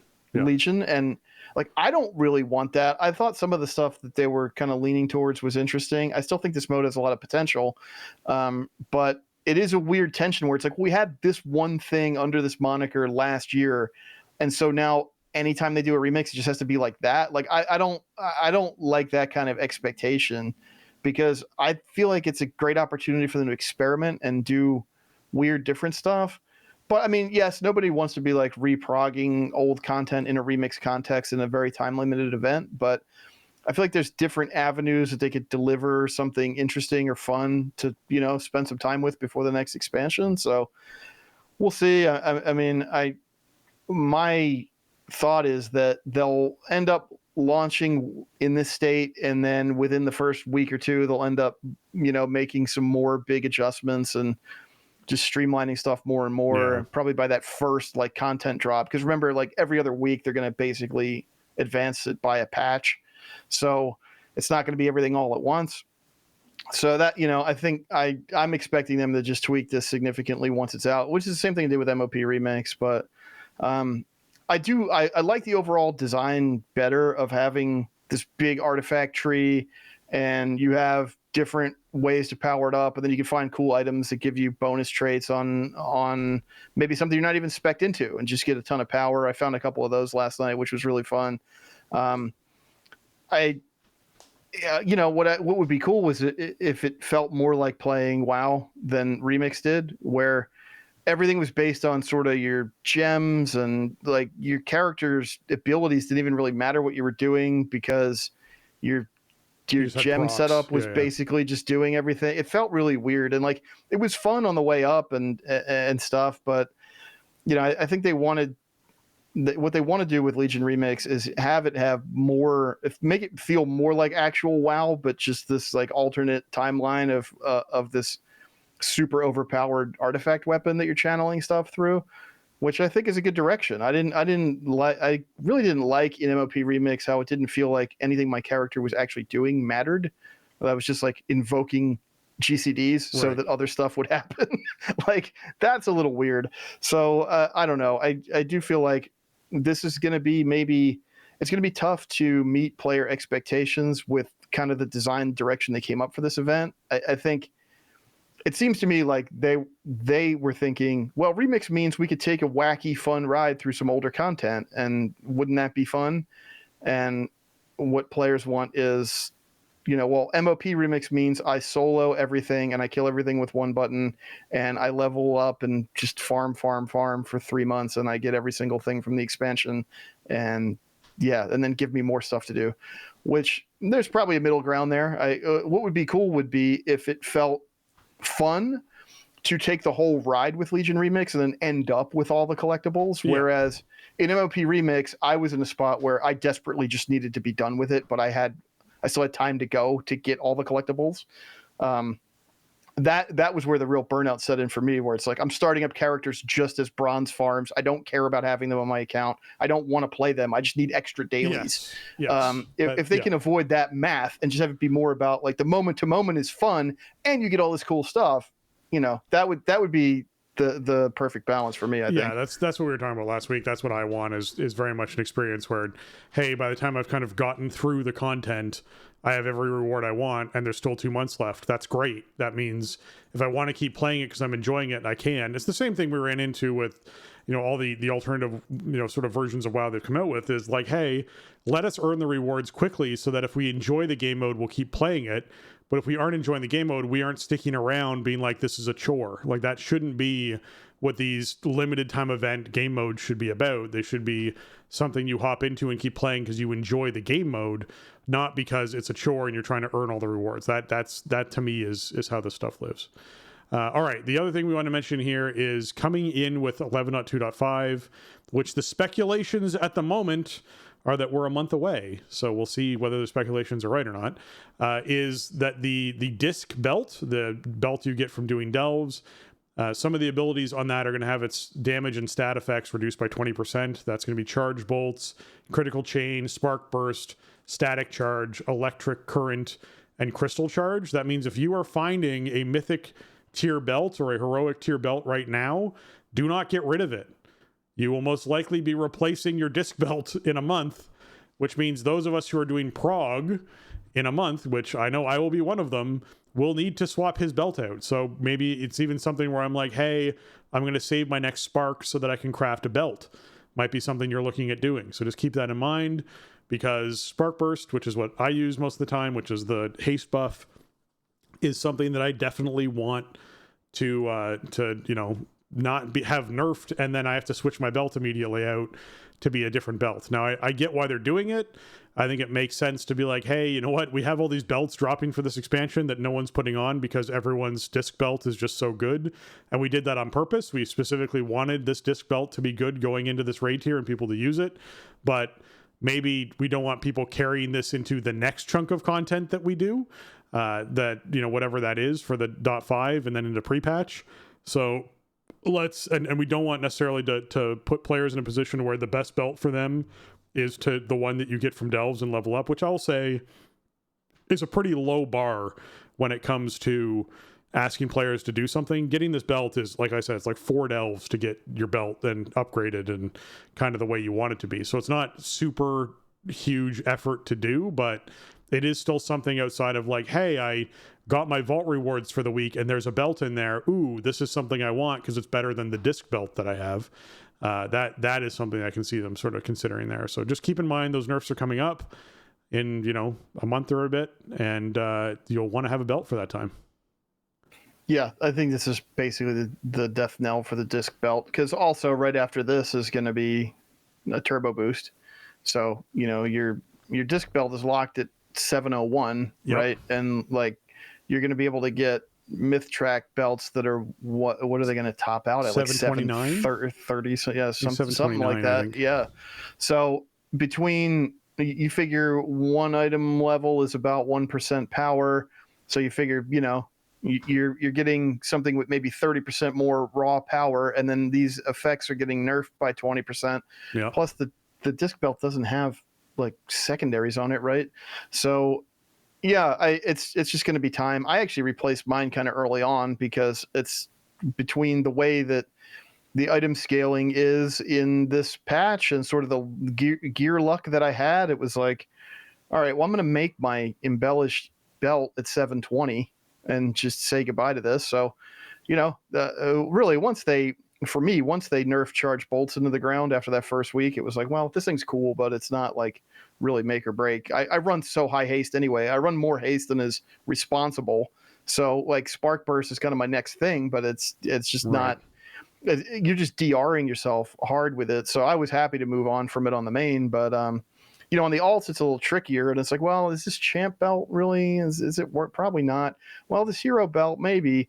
So yeah, I think, it just makes sense to have stuff from the current season, the current content, be what you want players equipping. And hey, we got plenty of heads up, so you got time if you get something out of a Delver's Bounty map or something, and you were just going to vendor, maybe hang on to it for a few weeks and, see if you want to use it after these nerfs come in. I don't suspect that this won't go live. Like, I don't think this is in danger of getting reversed or anything. Like, they want this thing off of your tune. Yeah.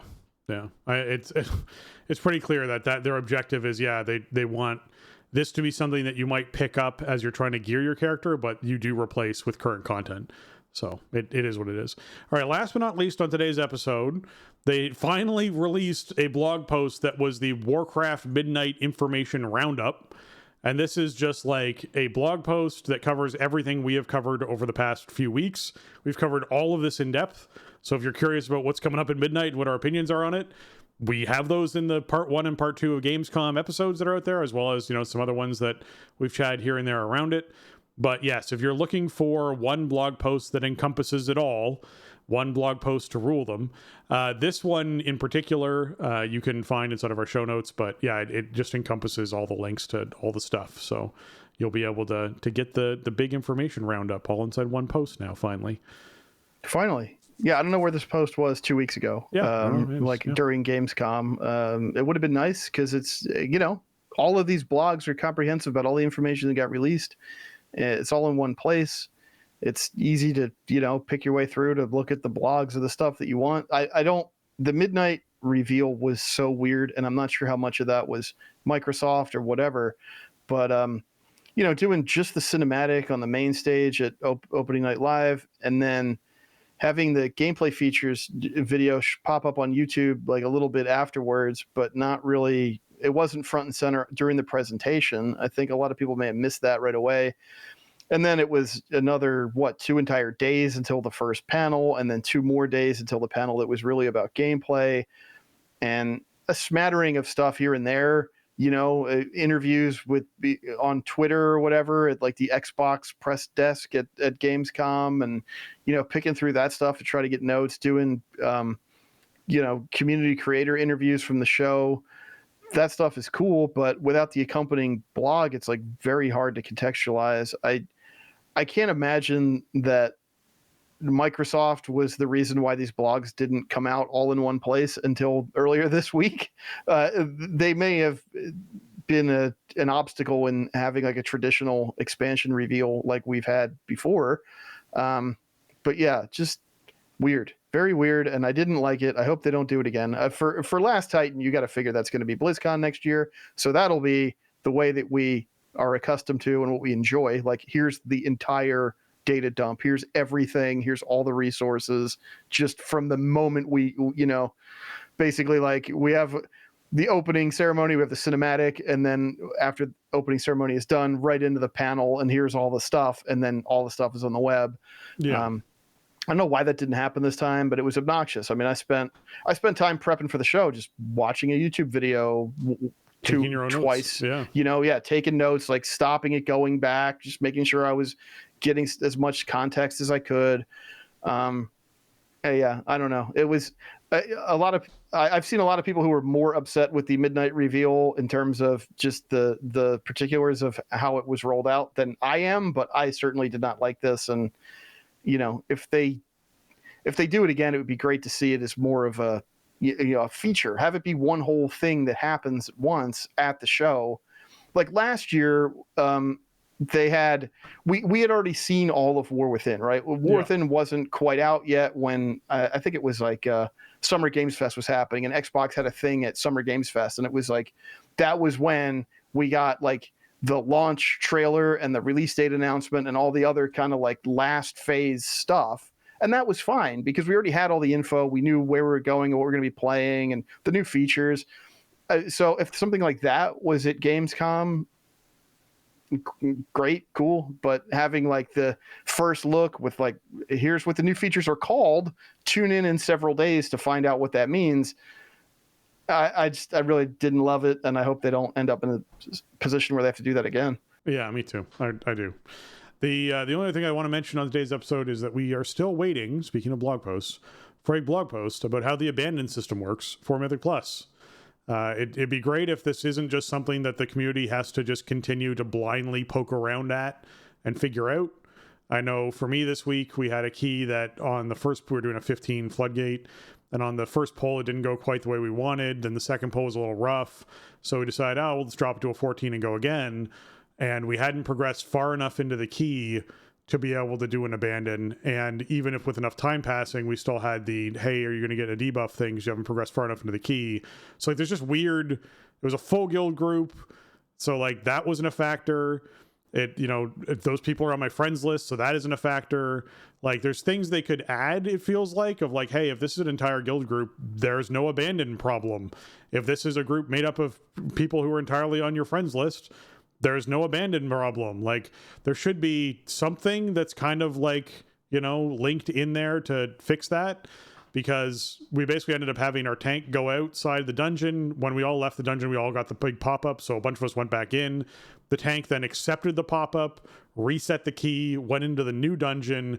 We were then able to leave, didn't get the pop-up, and then go into the new dungeon. We assume only his character got flagged for abandon, even though that's kind of dumb in the first place if that's how that happened. But like, it's just a weird, obscure system when you don't have a blog post going, hey, here's how our abandon system works. Here's what the, you know, deciding factors are. And you don't have to say like, it takes 3 dungeons for you to move to step blood. Like you don't have to say that number. You can just say leaving a dungeon and abandoning it can result in this happening, right? That's all you have to do. You don't have to be specific about that, but give me some sort of idea on like, how far progressed into the dungeon before it's abandonable is kind of a helpful thing to know. Or is it a time limit thing?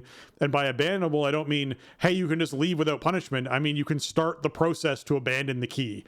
I'm saying you can type /abandon and have the pop-up happen. Tell me how far into the dungeon I have to get before that can happen, and how much time has to have passed before that can happen. Like there's people out there saying it's 6 minutes, but there's also times where I've been in a key longer than 6 minutes and tried to abandon, but because it seemed like we hadn't killed a certain amount of bosses, we couldn't do it, or hadn't progressed far enough, we couldn't do it, or hadn't wiped enough, we couldn't do it, like whatever that factor is. So I would like a explanation blog. It'd be really nice for how this system that you implemented works that's affecting people's keystones. Yeah, very weird. The lack of communication other than, hey, we turned it on. Type /abandon. Okay, bye. Like, obviously there's more to it than that. I've experienced that myself at this point. So yeah, I mean, there's no graphical support for it, right? It's just chat. There's nothing in the, you know, you have that like little window, your keystone tracker that's like, oh, here's your timer and here's your, you know, here's your deaths or whatever. That might be a place where you could incorporate something like that maybe, but it's not at the moment. So we don't really know what the parameters are in the system, and that's really weird since it was introduced as this thing that's supposed to help people with, you know, group building decisions and whatever else. Yeah, just I don't. It's just so weird that they pushed it out live and just said, well, it's in there. Make sure you /abandon your keys before you leave them if they're not complete. Have fun out there. Like it's just not good enough. Yeah, there just needs to be a little more info. All right, with that, I'd like to take a moment to thank our patrons. They contribute a ton to our show and help us to improve on the content we create. Today, I'm giving a shout out to Arajian, Bradley, Bruce, Chris, James, Garrett, Kapowie, and Shorel. Thank you so much for all that you give. We appreciate all of our patrons, past and present. You have kept this show around and rolling for at least 630 episodes. You know, that's we had somewhere in there we started our Patreon, so it's been a while, and you all have kept us on track and doing weekly episodes, and as Jason mentioned, bonus episodes at times, and doing, you know, paying the bills when it comes to covering the hosting costs and the website costs and all those fees that are associated with running a podcast. So we appreciate you very much. This week, I want to give a shout out as well to our newest patron, Anthony P., who's hopping in there to support the show as well in a big way. So thank you so much, Anthony.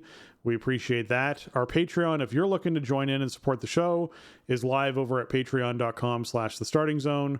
And you can hop in there, support at the tier you want to support at.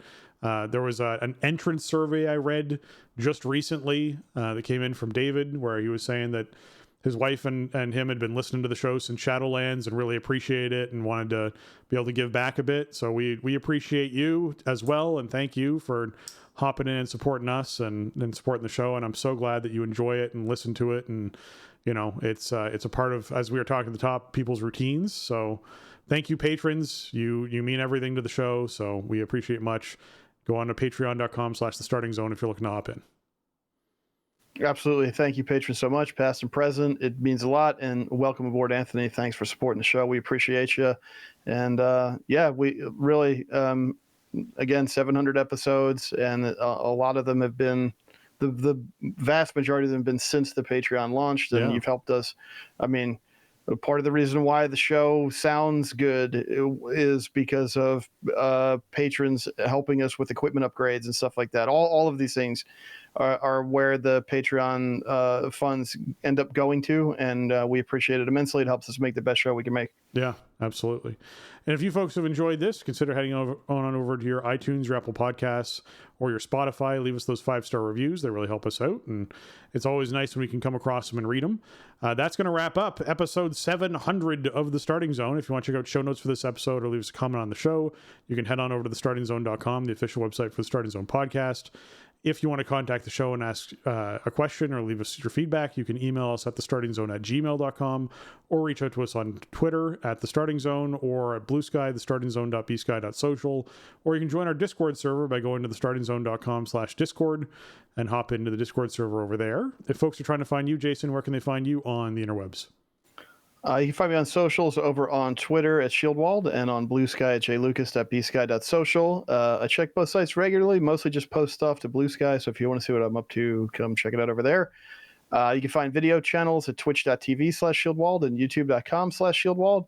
Still doing just Twitch-only streams because that Drops campaign is still going on. If you need the Shade Fur Brew Thief, there's still like a week on that. So I actually didn't end up streaming last Sunday because I just wasn't feeling great. And that ended up being the OTC kill. So whoops.